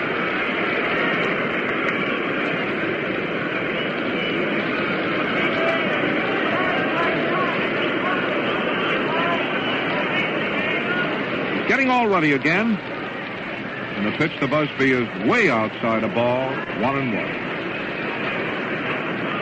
Harry Byrne will face his former teammates tomorrow. Eddie Lopez is going to do the pitching for the Yankees in the second game. A swing at a fastball and a foul tip. And it's a ball one and a strike two count.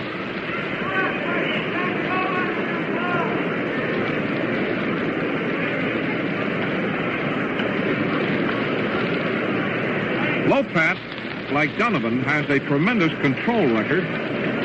He's pitched 85 innings, and in that time has given up only 15 bases on balls.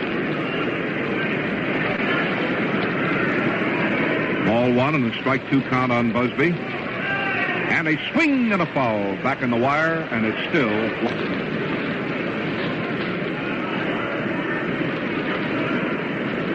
Busby jumps away from an inside pitch that almost hit him in the leg. And a ball two and a strike two count.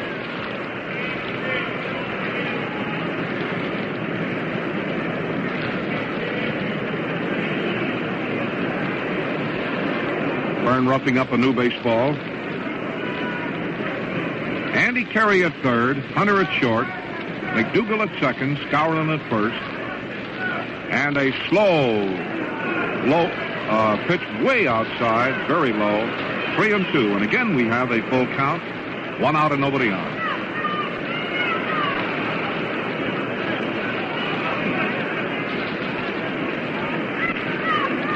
So Tommy Byrne coming up with the 3-2 pitch. Here it is. That's a swing and a line foul past third base. Andy Carey leaped over the foul line with his gloved hand high outstretched. But that ball eluded him by 3 or 4 feet and shot on down, hit the fence that parallels the third base line and bounded out into left field where Noren retrieved it and threw it back in. And again, Byrne is getting set for the 3-2 pitch, the rosin bag. He's up on the rubber. 1 out and nobody on. This is the 6th inning, no score at Yankee Stadium as the White Sox and the Yankees battle it out here under the lights and the pitch. Outside, ball 4.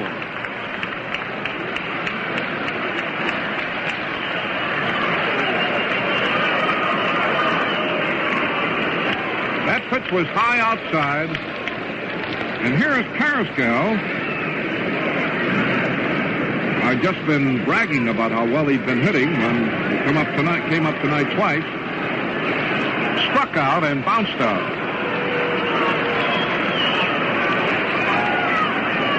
Come on, Chico. Tommy Byrne keeping an eye on the base runner. Here's the pitch, a swing and a foul. Right here in front of us on the wire, and now it is rolling back down toward the field. First game of a 3-game series. 1 game under the lights, 2 in the daytime. Washington a night game Friday, an afternoon game on Saturday, and a doubleheader on Sunday. That's a strike call right around the knee. Boy, he'll never see a better strike than that. Right above the knees, right over the heart of the plate.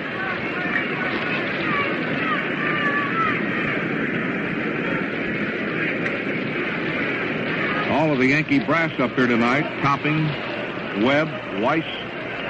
Very high foul coming back here and going out of play.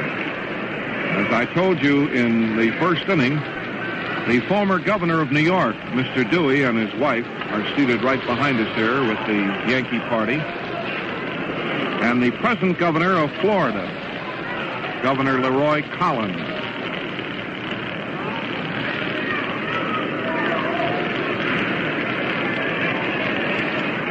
Two strikes on Chico. Jim Busby edging off first base. That's a ball. It's low inside, 1-2.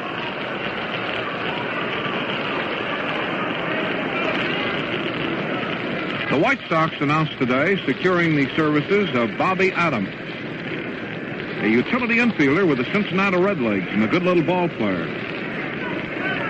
Bonus baby, Bob Powell, has been placed on the disabled list for the next 30 days to make room for Adams.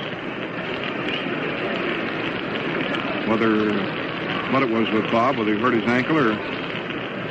Now, I know it's nothing serious because he was out here in uniform tonight. Here's the next pitch, a swing and a long foul down the left field line. And a new baseball has been tossed out to the pitcher, and that foul drive alarmed Yogi, and Yogi has gone out to the mound.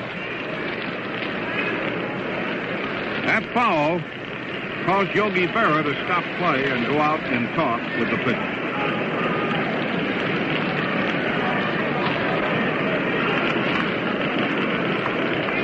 Ball 1 and strike 2 for Carrascal. Schermlauer in the on-deck circle. No score, 6th inning. Busby on first base. 1 out.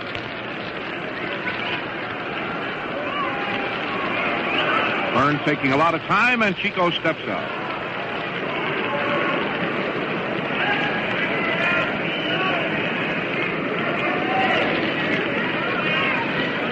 Carrascal had started back in when manager Marion yelled something from the front of the dugout. Now he's ready. Ball 1 and a strike 2 count. And a slow ball. He hits a high foul that Yogi Berra has a play on. He's back. He's dropped the ball. Error for Berra.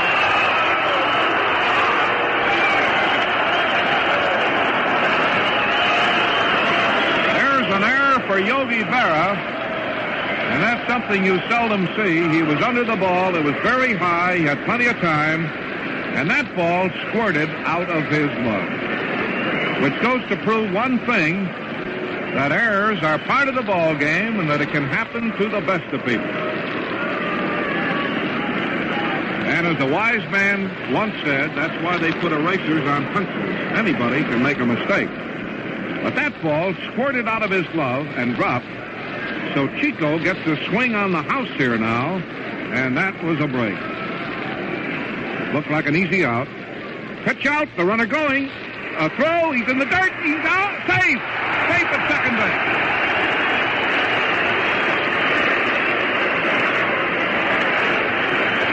Safe at second base. Busby stole second base.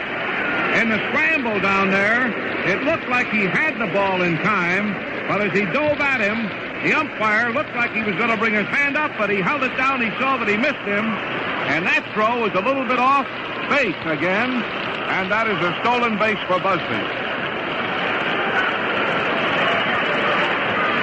So that is the second time tonight. That is stolen base for Busby, and that is his 9th of the year. Well, now a hit here could really pay off. Here's a pitch, a swing, and a ground foul.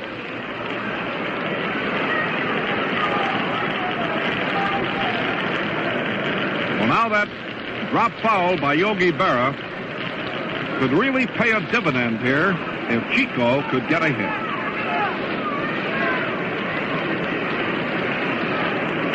Tommy Byrne doesn't like the ball. He's going to get a new one.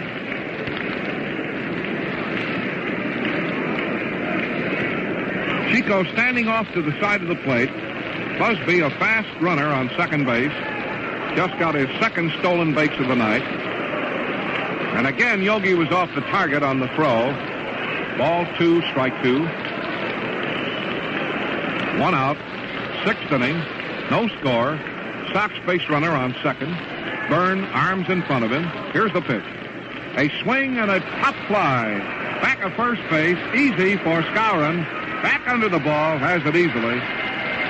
He backed up about 20 feet behind first base and 2 feet fair to take that ball, parked under it. And it's going to bring up Sherman Love.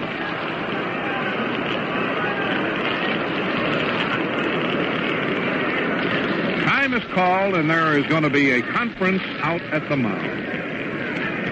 Yogi Berra keeps looking toward the dugout.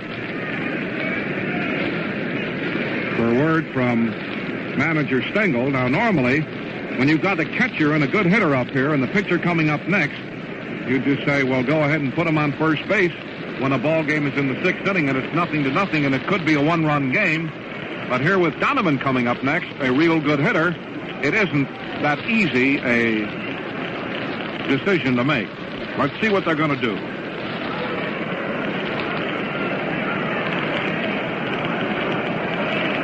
They're going to walk him.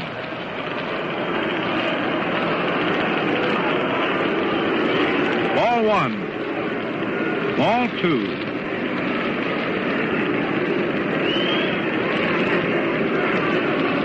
Here comes ball 3. This is the 5th base on balls of the night. This one intentional. It's going to bring up Donovan. He's got a chance here to help his own cause.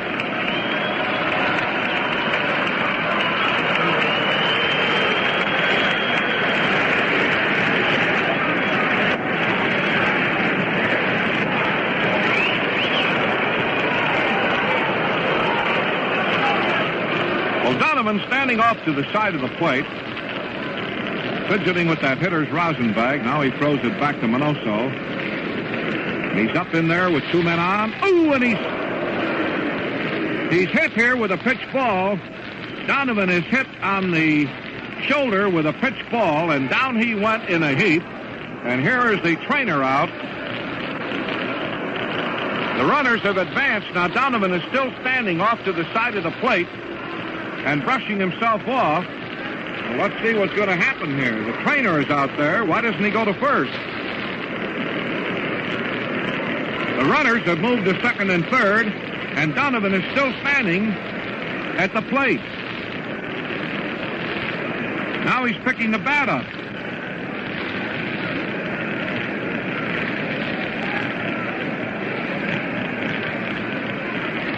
So Donovan, in a pitch thrown right at him, evidently as he fell away, that ball didn't hit him, and the runners advance, and it's charged as a pass ball on Yogi Berra. But it looked to me as though it pumped him right on the shoulder. As he hit the ground, he fell in a heap on the ground. The ball popped off the glove. Here's the next pitch, a swing and a miss, 1-1. But it looked from here as though he was hit right on the shoulder with the ball. He fell in the dirt, and boy, he really dropped. And Yogi Berra, evidently the ball hit the tip of his glove and rolled off a foot or two to the right of the plate. Here's a swing and a foul tip, 1-2. So with the runners advancing, Busby going to third, and Lawler going to second, it is a pass ball on the catcher. And a 1-2 count now on Donovan, who, boy, could really make a hit in this spot pay off. Ball 1 and a strike 2 count on Donovan. Donovan walking away from the plate again. He was visibly shaken up by that pitch, right at him. And how he ever missed getting hit is a miracle.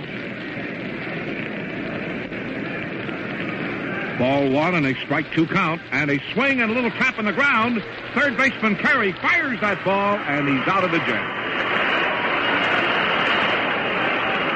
Donovan hit a ground ball to the third baseman Carey, and Carey fired that ball to Skowron and got him, and it retires the side.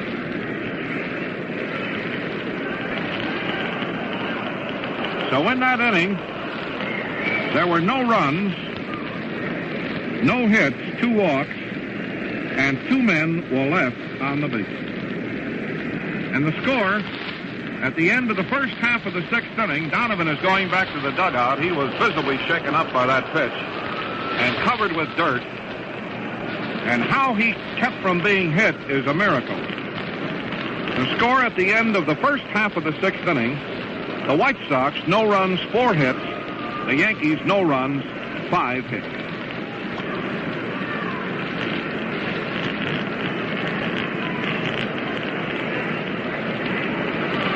Donovan is just coming out of the dugout.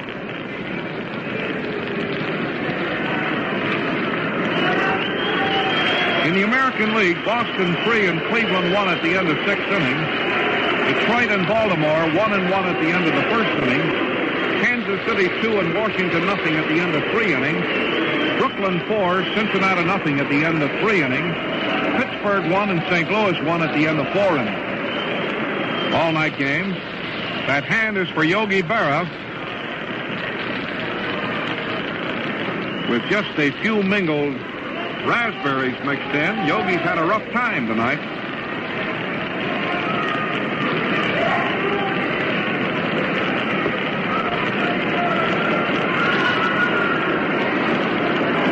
Yogi Berra. Donovan taking all the time in the world to get himself relaxed and back in shape after that shocker.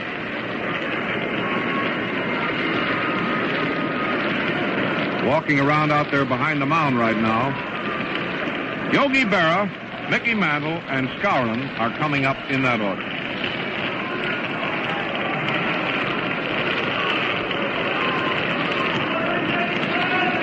Now the first pitch to Berra, strike right down the middle.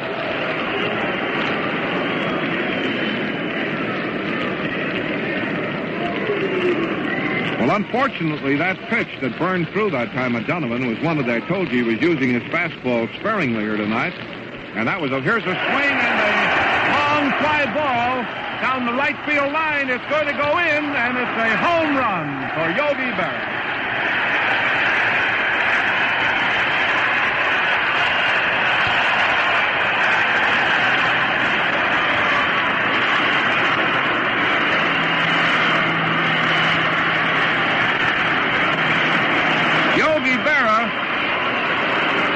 A home run into the right field stand, his 17th of the year, and his 67th run batted in.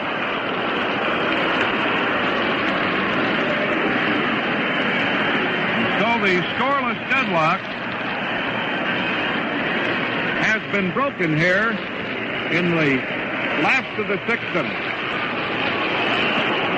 Now George Kell and Lawler and Fox are all talking with Donovan.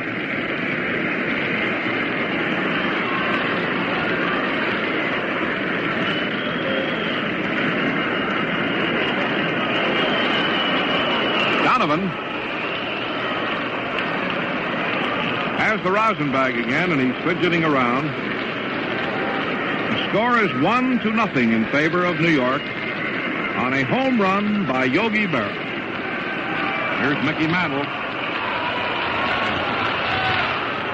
First pitch to him is a fastball. It's low outside, a ball one. There's no doubt that near beaning unnerved Donovan plenty. The next pitch to Mickey Mantle. Here's a ground ball to Dropball. Up with the ball, to run to the bag. He's out. One away. Here's Skowron. And as I said before, too, that takes nothing away from Berra. Everybody has the same chance at these walls, which are just a short distance away down the foul line. But then they curve out very sharply and very deep. That ball, I imagine, went over somewhere around the 335-foot mark. It was over close to the line. First pitch to Skowron, low ball. So the Yankees draw first blood. They're leading 1-0 in the 6th. And they swing a line drive hit to left field. Canoso up with that ball. Fires it back in. There was a hard line drive into left field for Skowron.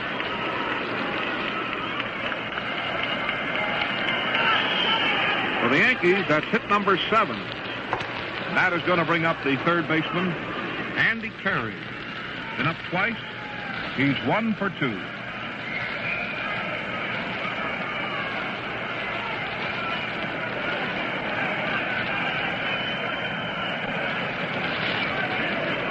Here's Andy Carey.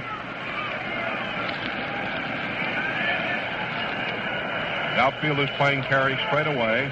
Quick throw to first. Skowron back in time.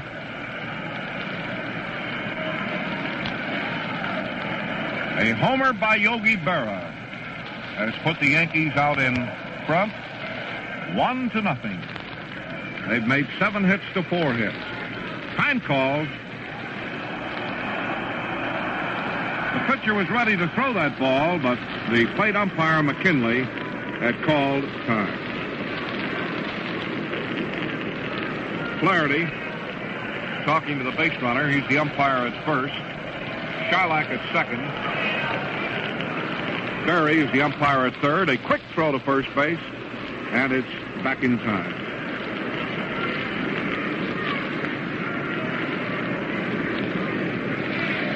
Now Donovan kicking that pitching rubber. Can't seem to get it set to suit him. Now he's ready. The next pitch to Carey, right down the middle. Strike call.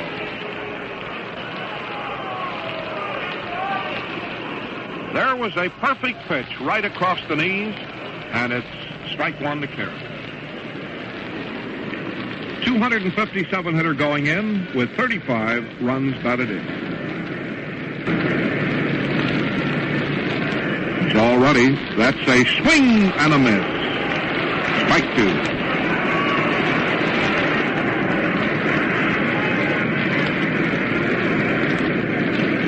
Bob Sturr, utility outfielder for the Yankees, pitched batting practice tonight for about an hour.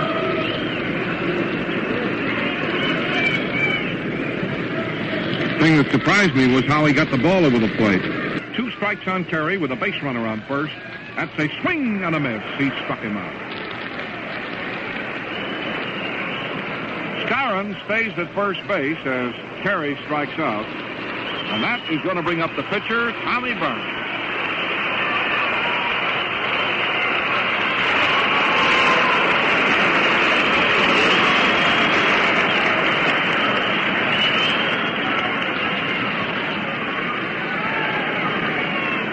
The 5th strikeout. And if somebody told you a year ago that at this stage of the 1955 pennant race, Byrne would be winning the ball games and Turley and Ford would be getting shellacked and knocked out time after time, you would have said they were crazy, but that's exactly what's happening. Here is a ball. It's in close. Byrne is after his 9th win against only 2 losses, while Turley can't finish a ball game, and Ford is also getting his bumps. Next pitch to Byrne. That is a high fly ball in the short center field. The center fielder coming on fast, and he grabs that ball for the out. Busby's cap flew off as he raced in, but he kept right on coming, and Fox, who also had run out, goes to get his cap. And here's Busby crossing third without his hat, and Fox coming up in the rear, hands it to him, and that was the 3rd out. Boy, he ran in a half a block for that ball. 1 run, 2 hits, and 1 man left on the bench. At the end of 6 full innings of play, the Yankees 1 run, 7 hits, 2 errors. The White Sox no runs, 4 hits, no errors. Bernard O'Donnell and the gang at the Elks Club down at Ottawa, Illinois, all pulling for the White Sox. And here's Minnie Minoso up to lead off. Come on, let's get this fella some runs. He's pitching terrific ball. Minoso has flied out to left field, to right field, and to right field in 3 tries. And the pitch, a ball way off the corner, ball 1.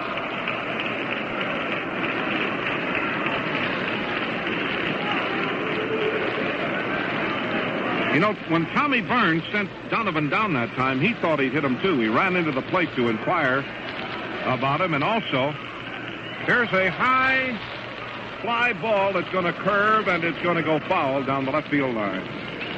One of the very few real fastballs that he's thrown, and that pitch was right at Donovan's head. Boy, he went down in a heap. But Yogi had stuck his glove in front of him, and the ball had just nicked the glove and rolled off a couple of feet to the right of the plate. Donovan was sure unnerved by it all. Come on, Minnie, start it off. Minnie Minoso, 260 hitter with 35 runs batted in. And a swing and a foul up in the stands here to the right. 1-2.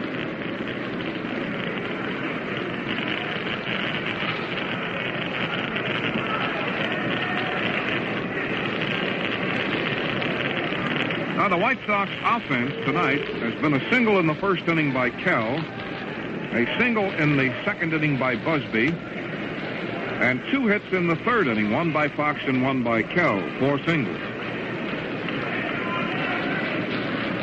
And also trying to get it started here in the 7th inning. And a swing and a ground ball to short. Picked off by Hunter, the peg, he's out, 1 away.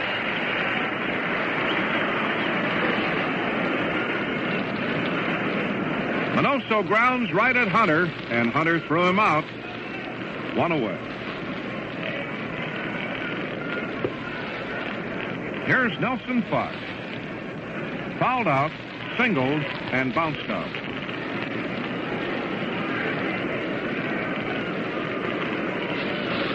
Nellie Fox, number 2 in the back of his gray uniform. Kell in the on-deck circle. And the pitch, a swing foul ball on the wire here to our left. 1 strike. Let's pause for station identification. This is WCFL, the voice of labor in Chicago.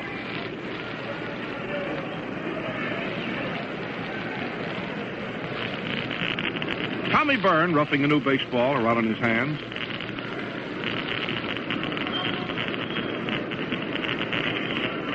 Here comes the next pitch, a swing and an easy tap to the mound. There's the peg. He's out by 30 feet. That's going to bring up George Kell. 2 hits and a base on balls. Up 3 times, on 3 times.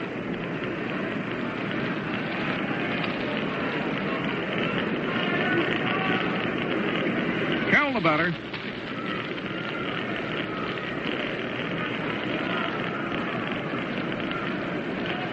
Left-hander Tommy Byrne leans forward on his left foot, and a slow ball strike around middle. Came in there as big as a balloon. Slow ball just caught the outside corner at the knee. Strike 1.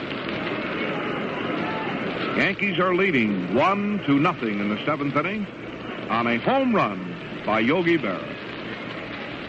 Slow ball and a long foul down the left field line. Strike 2.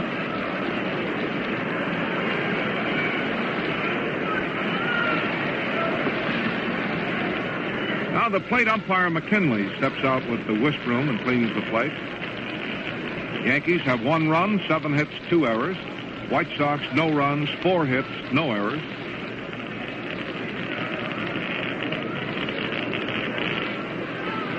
Tommy Byrne readies again.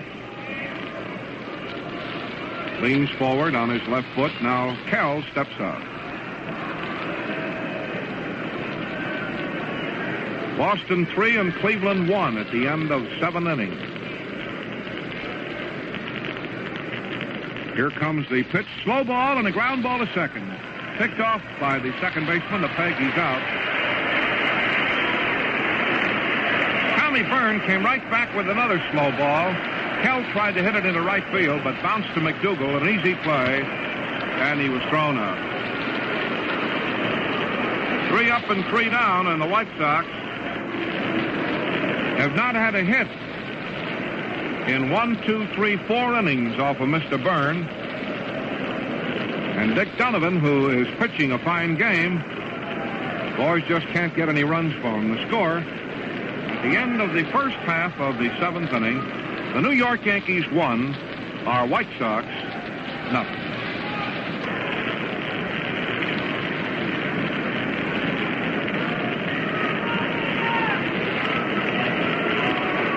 Here's Billy Hunter stepping up to lead off.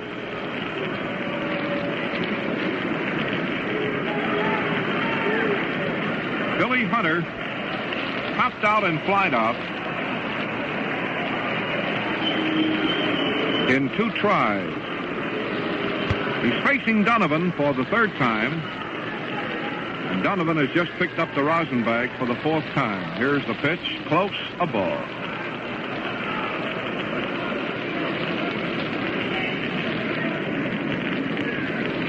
Dick Donovan, who has pitched marvelous ball for the White Sox this year, won 13 games and lost 3. Has beaten the Yankees 3 times. Here's a curve and a ground ball to Chico's left. Stabs it. Up at the ball. There's the peg. He is out. Fine play by Carrasquel, who raced back at second base. Came up with a gloved hand stab on a ground ball and threw the batter, Hunter, out. Here's Noren. A hit, and he struck out twice.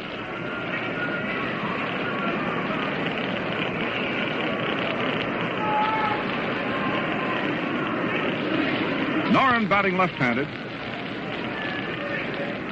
Now the windup in the pitch. A little bit too low. Ball 1.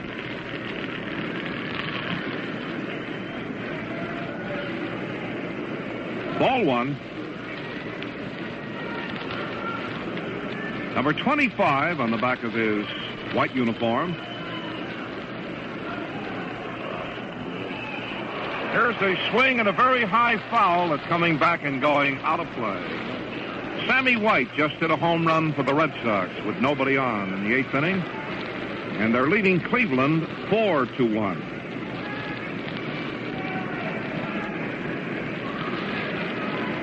Ball 1 and a strike 1 count for Noren.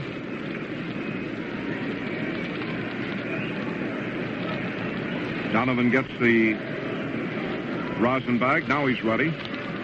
That's the swing and a high foul into the upper deck off here to the left. And a ball 1 and a strike 2 count. This game is in the last of the 7th. There's only 1 run been scored. 6th inning, Yogi Berra, the leadoff man, homered down the right field foul line. The ball stayed in and went into the stands for a home run.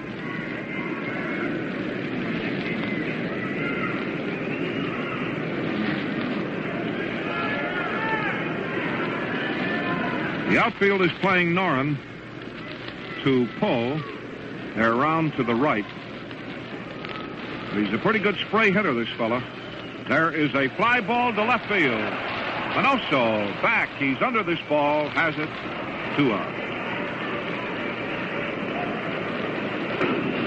Here is the right fielder, Elston Howard. Struck out in the first, walked in the third, singled in the 5th inning, came in with a 311 batting average, and 27 runs batted in, playing right field.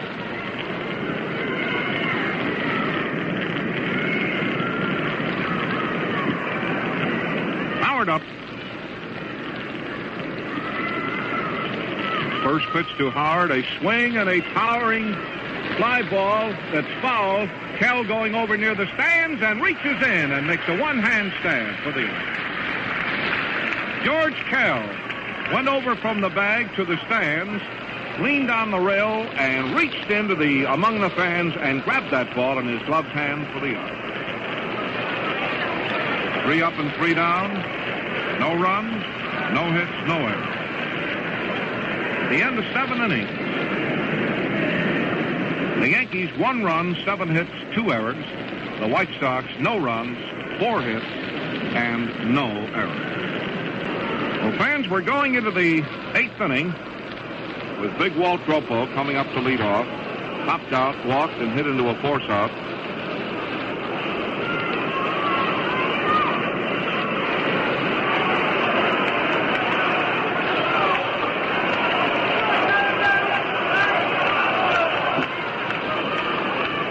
Byrne getting ready. Here's the first pitch, a swing and a line foul down the left field line. Well hit, but he over-pulled it. And it went foul into the stand. Game tomorrow at 2 o'clock New York time, 1 o'clock Chicago time, 12:55 to all of our network stations. Tomorrow it's going to be a right-hander, Harry Bird, against a left-hander, Eddie Lopez.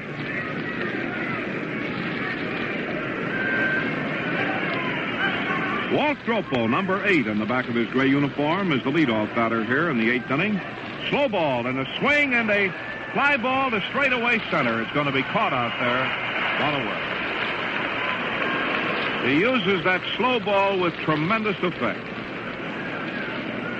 Dropo lunged for that ball that time. Has looked as big as a basketball coming up there and hit an easy fly ball to center field. Here's Neiman.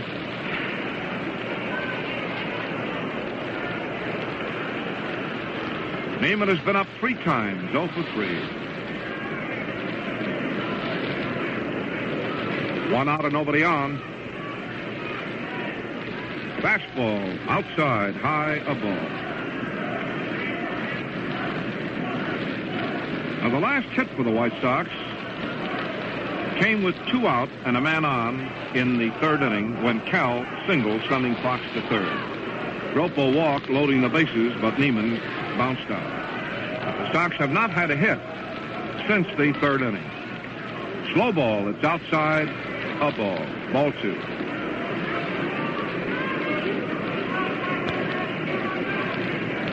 Frank Sullivan has gone all the way for the Red Sox tonight and has subdued the Indians. That game is in the 9th inning.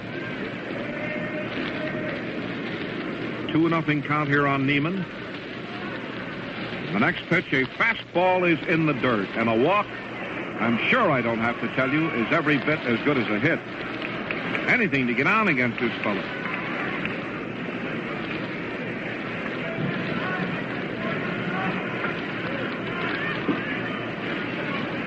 Three 3-0 count on Neiman.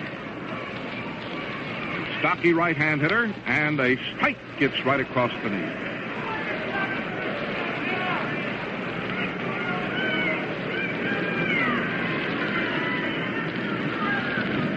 Ball 3 and a strike 1 count.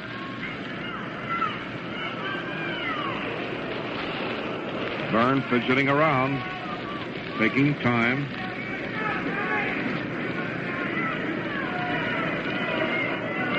Now he decides to step off the rubber again and gets right back on it. Here comes the next pitch, and it's way outside, a ball. He walks it. Well, that time, a very high outside pitch. Rivera's going to run for him. That puts a base runner on, and that is the 6th walk, one of those intentional. And it's going to bring up Busby, who has a hit and a walk. Here's the announcement.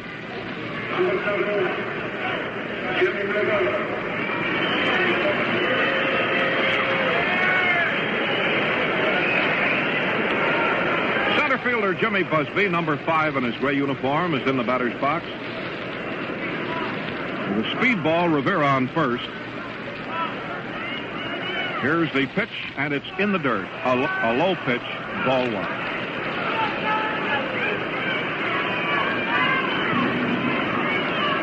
Number 23, veteran left-hander Tommy Byrne.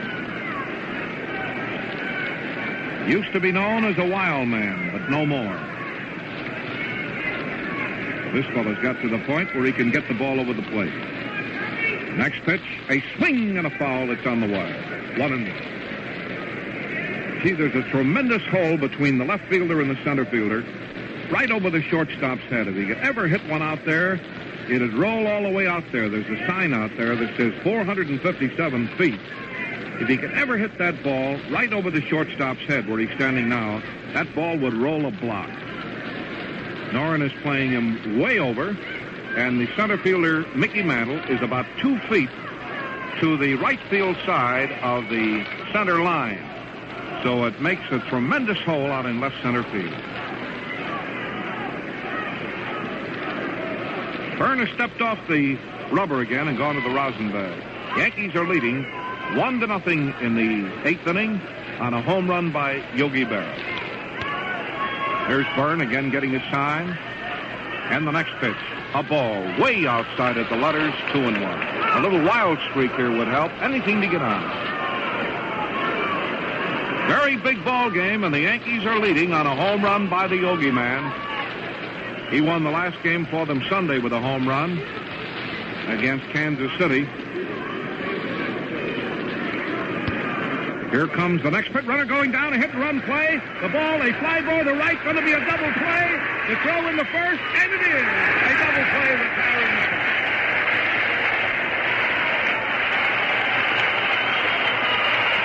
With the hit-and-run sign on, Rivera running. Busby hit a fly ball to short right field. Elston Howard coming on was in great position to throw. Fired that ball to Skowron, and Rivera was doubled off to retire the side. A double play on the 107th of the year for the Yankees. No runs, no hits, a walk, nobody left. And the score at the end of the first half of the eighth inning, the New York Yankees won, and the White Sox nothing. Jim Rivera is now playing in right field. And coming up for the Yankees in the bottom of the eighth, McDougal. He has a hit, a strikeout, and a force out. First pitch, curve, strike around the knee. With a fast man on first base, the White Sox had the hit and run on with Rivera running. And Busby trying to hit that ball to right field, did hit it to right field, but it was a low fly ball. And Howard, coming on, grabbed that ball at his knees and fired it into first for a double play. Here's a swing and a foul tip. Strike two.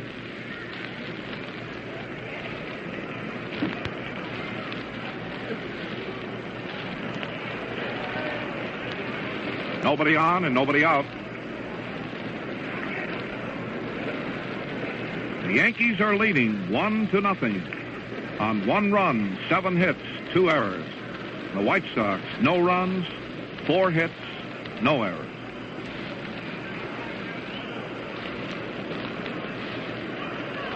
Donovan getting ready.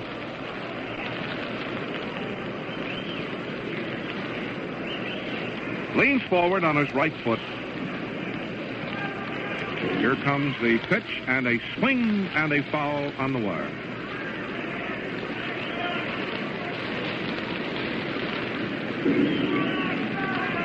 Donovan had won 8 straight before dropping a decision to Boston in a relief stint on Saturday. Has 3 wins, no losses in competition with the Yankees this year, winning 5-3, 2-1, and 8-6. The other 2 losses suffered by Donovan were in games in which his teammates were shut out. He has pitched 4 shutouts, has an earned run average going into this game of 2.80. And here tonight he's held these powerhouse Yankees to 1 run.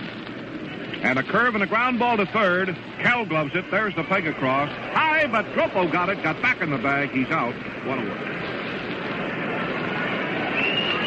Kell let loose of a high throw, but Dropo jumped to the foul side of the bag, grabbed the ball, and got back onto the bag in time to get the out. Here's the hand is for Yogi Berra.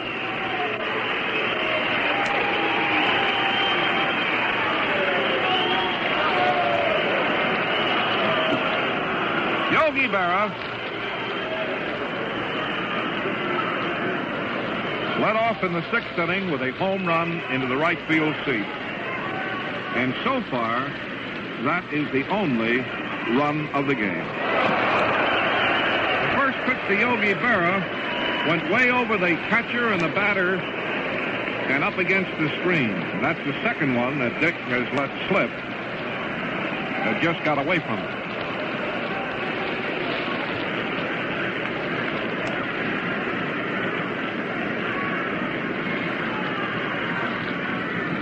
Now he's set. Ball way outside, ball 2. 1 out and nobody on in the last of the 8th inning of a 1-0 game. First game of a 3-game series. White Sox move from here to Washington for a night game on Friday, an afternoon game on Saturday, and a big doubleheader on Sunday. Donovan leans forward on his right foot. That is a ball off the corner above the knee, ball 3.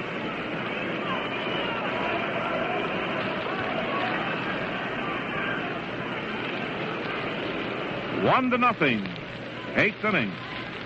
Yankees lead. Donovan and Byrne have gone all the way. Yankees 1 run on 7 hits. White Sox no runs, 4 hits. The pitch in there on the inside corner, a strike. 3-1. Yogi registered a mild complaint, so the crowd takes its cue from there and starts to howl a little bit at the umpire.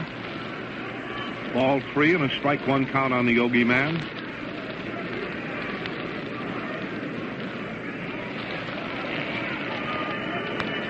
Now the windup and the next pitch to him. Ball 4. Walked it.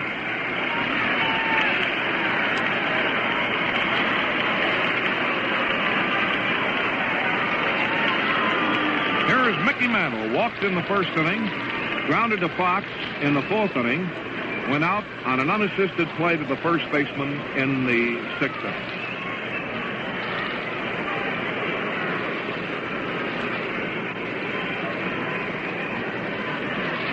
When you can hold this dynamite-packed lineup to 1 run, you're really pitching. Well, the White Sox try as hard as they can here tonight, just cannot seem to get Donovan any run. A ball. It's outside at the knee.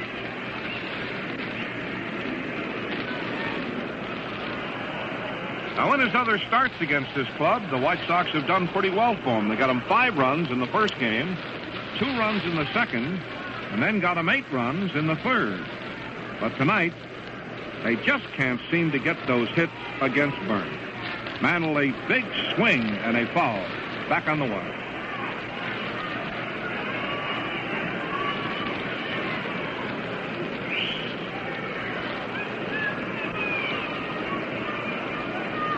A ball 1 and a strike 1 count.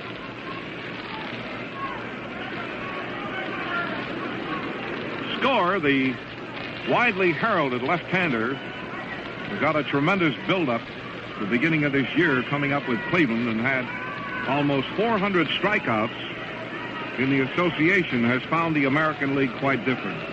He was battered out again tonight by the Boston Red Sox. Ball 1 and a strike 1 count. Here is a ball that's low. The Yankees, we were down there in the dugout tonight, were high in praise of Billy Pierce. The boys thought that in the All-Star game he was a standout over anybody. Right now, the way he's pitching, he is just about the number 1 left-hander in this league. Ball 2 and a strike 1 count. A swing and a very high fly ball, but short in right field. Fox can get it. Rivera can get it. Fox is going to, and he does. Mantle hit that ball, a tremendously high fly ball into short right field. That Nellie Fox and Rivera probably could have had a little chat waiting for that ball to come down, but it finally did, and Fox grabbed it for the out. Here is Skowron. Hit into a force play in the first inning with the bases loaded. Doubled in the 4th inning and was out trying for third. Singled to center in the 6th inning. The first pitch to him, outside and low, a ball. Ball 1.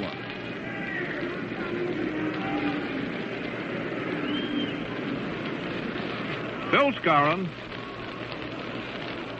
first baseman of the New York Yankees, bats right-handed, as Casey Stengel has gone away from the 2-platoon system. Here's a ball. It's close. Formerly, up until a couple of weeks ago, against right-handers, he had Collins in right field and Robinson at first base. But now he's staying with Skowron and Elston Howard, 2 right-hand hitters against all types of pitching.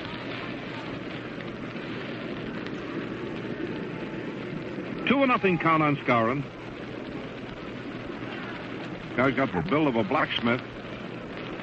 Yogi on first. A curve and a ground ball to short. Chico, big hop, easy play. Force at second. At the end of 8 full innings of play, the Yankees 1 run, 7 hits, 2 errors.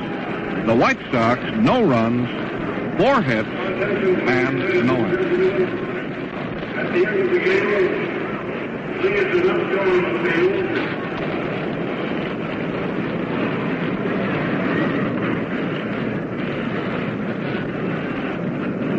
Well, sir, this ball game has moved into its final stanza.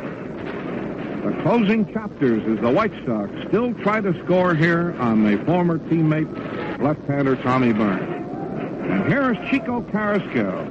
Come on, Chico. He struck out in the second, grounded out, and popped out. And he is the leadoff man in the ninth inning. Here's the first pitch, and it's a good curve at the letters to strike.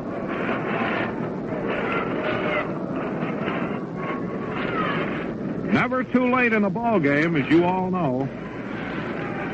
Lead is only a run. Here's the next pitch, a swing and a high foul. It's coming back, and it's out of play.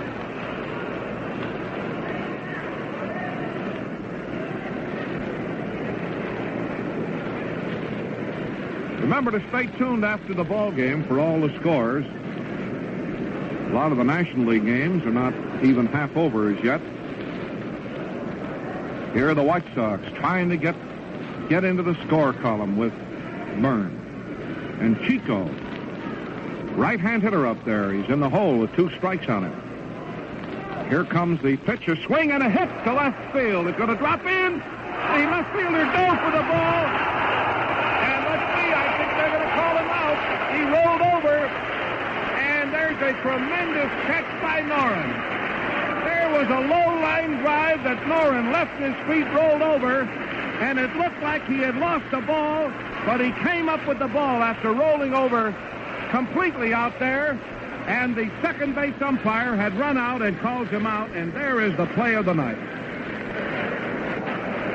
There was a tremendous, unbelievable play by Noren of what looked like a sure hit into left center field. He dove, left his feet, and dove through the air, rolled completely over, and came up with that ball in one of the finest catches I've seen all year long. So there was real highway robbery as Noren comes up with a tremendous play. Here's Lawler and a strike right across the way. Well, I seldom call a play a hit when it isn't a hit, but that had all the earmarks of a hit. And I never thought that Noren could catch that ball. He dove. He must have gone through the air 4 or 5 feet and rolled completely over. The crowd, everybody in the park stood up. That was easily the play of the night. Now the next pitch to Sherman Lawler, and a ball. It's in too close. If that ball had gotten away, that would have been it. That ball would have gone all the way out to that auxiliary scoreboard in left center field. Absolutely amazing catch. Lawler is hit with a pitch ball. Yogi started to argue with the umpire at the plate on that high inside pitch that he hadn't been hit. And the umpire at the plate, short of patience, said, go on down to first base, and walked away from Yogi, and he wouldn't talk anymore about it. So Lawler is hit with a pitch ball, and we're going to get a pinch runner for him, Connie Johnson.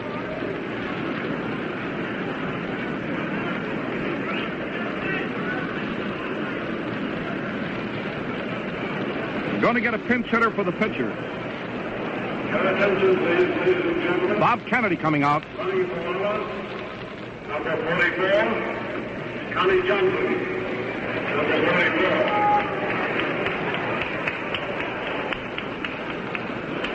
Bob Kennedy Attention, please. is stepping into the batter's box, batting .229 with 14 runs batted in, 4 doubles, 2 triples, and 1 home run. Come on, Bob. This fellow's come up with some very timely hits in the last couple of weeks. Connie Johnson at first base, running for Lawler. Bob Kennedy in the batter's box. Slow ball. It's high, in close, a ball.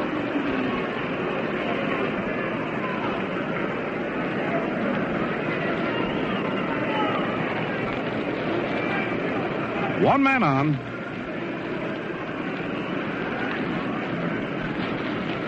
Here's Byrne again getting a sign, looks over at first, and a tap to the pitcher. Back to second, maybe a double play. Out over to first, out, the game's over.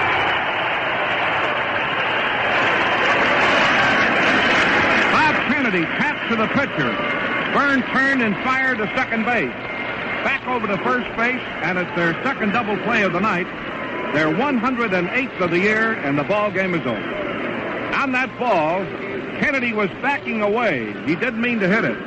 The ball hit the end of the bat and dribbled out toward the mound, and Byrne turned it into a fast double play.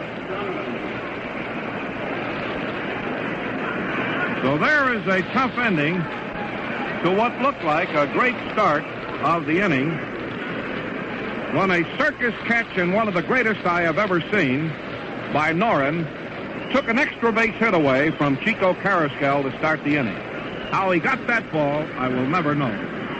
But it was easily one of the greatest catches of the year, and I'm sure that the Chicago sports writers will bear me out. That was really something. Looked absolutely impossible, but he grabbed it, rolled over, and that was the play of the night. And as it turned out, that was the ball game. And so, the final score here at New York, the New York Yankees won, and the White Sox nothing. Well, in reviewing this ball game, one swing by Yogi Berra is the difference in this ball game between winning and losing. And a tremendous catch by Noren. Those were the highlights offensively and defensively in the game. Noren's diving, somersaulting catch out there of what looked like it was going to be a double or a triple certainly was the defensive standpoint of the game as far as the Yankees are concerned, because the Sox there would have had a man on second, or if that ball had gone by him, it had gone all the way out to that fence out there, possibly a triple. He took a gamble and he got the ball. And Yogi Berra's swing and long fly ball into the right field seats in the sixth inning was the game. Now the Yankees had 3, 4, 5, 6, 7, 8 men left. The White Sox had 1, 2, 5, 6, 7, 8, 9 men left. The winning pitcher in the ball game was Tommy Byrne, who continues to confound the experts with his fourth or fifth comeback attempt, and this is his best. He's better now than he ever was. Now he knows what he's doing, and he can get the ball over the plate. He's the winner tonight to make his record 9-2. Dick Donovan gets the loss here, and as I said many times tonight, when you hold this powerhouse Yankee ball club to one run in their ballpark, you really deserve to win. But tonight, the White Sox, who got him 5 runs, 2 runs, and 8 runs before in competition with the Yankees, just found Mr. Byrne, a former teammate, a real conundrum here, and they just could not get a run.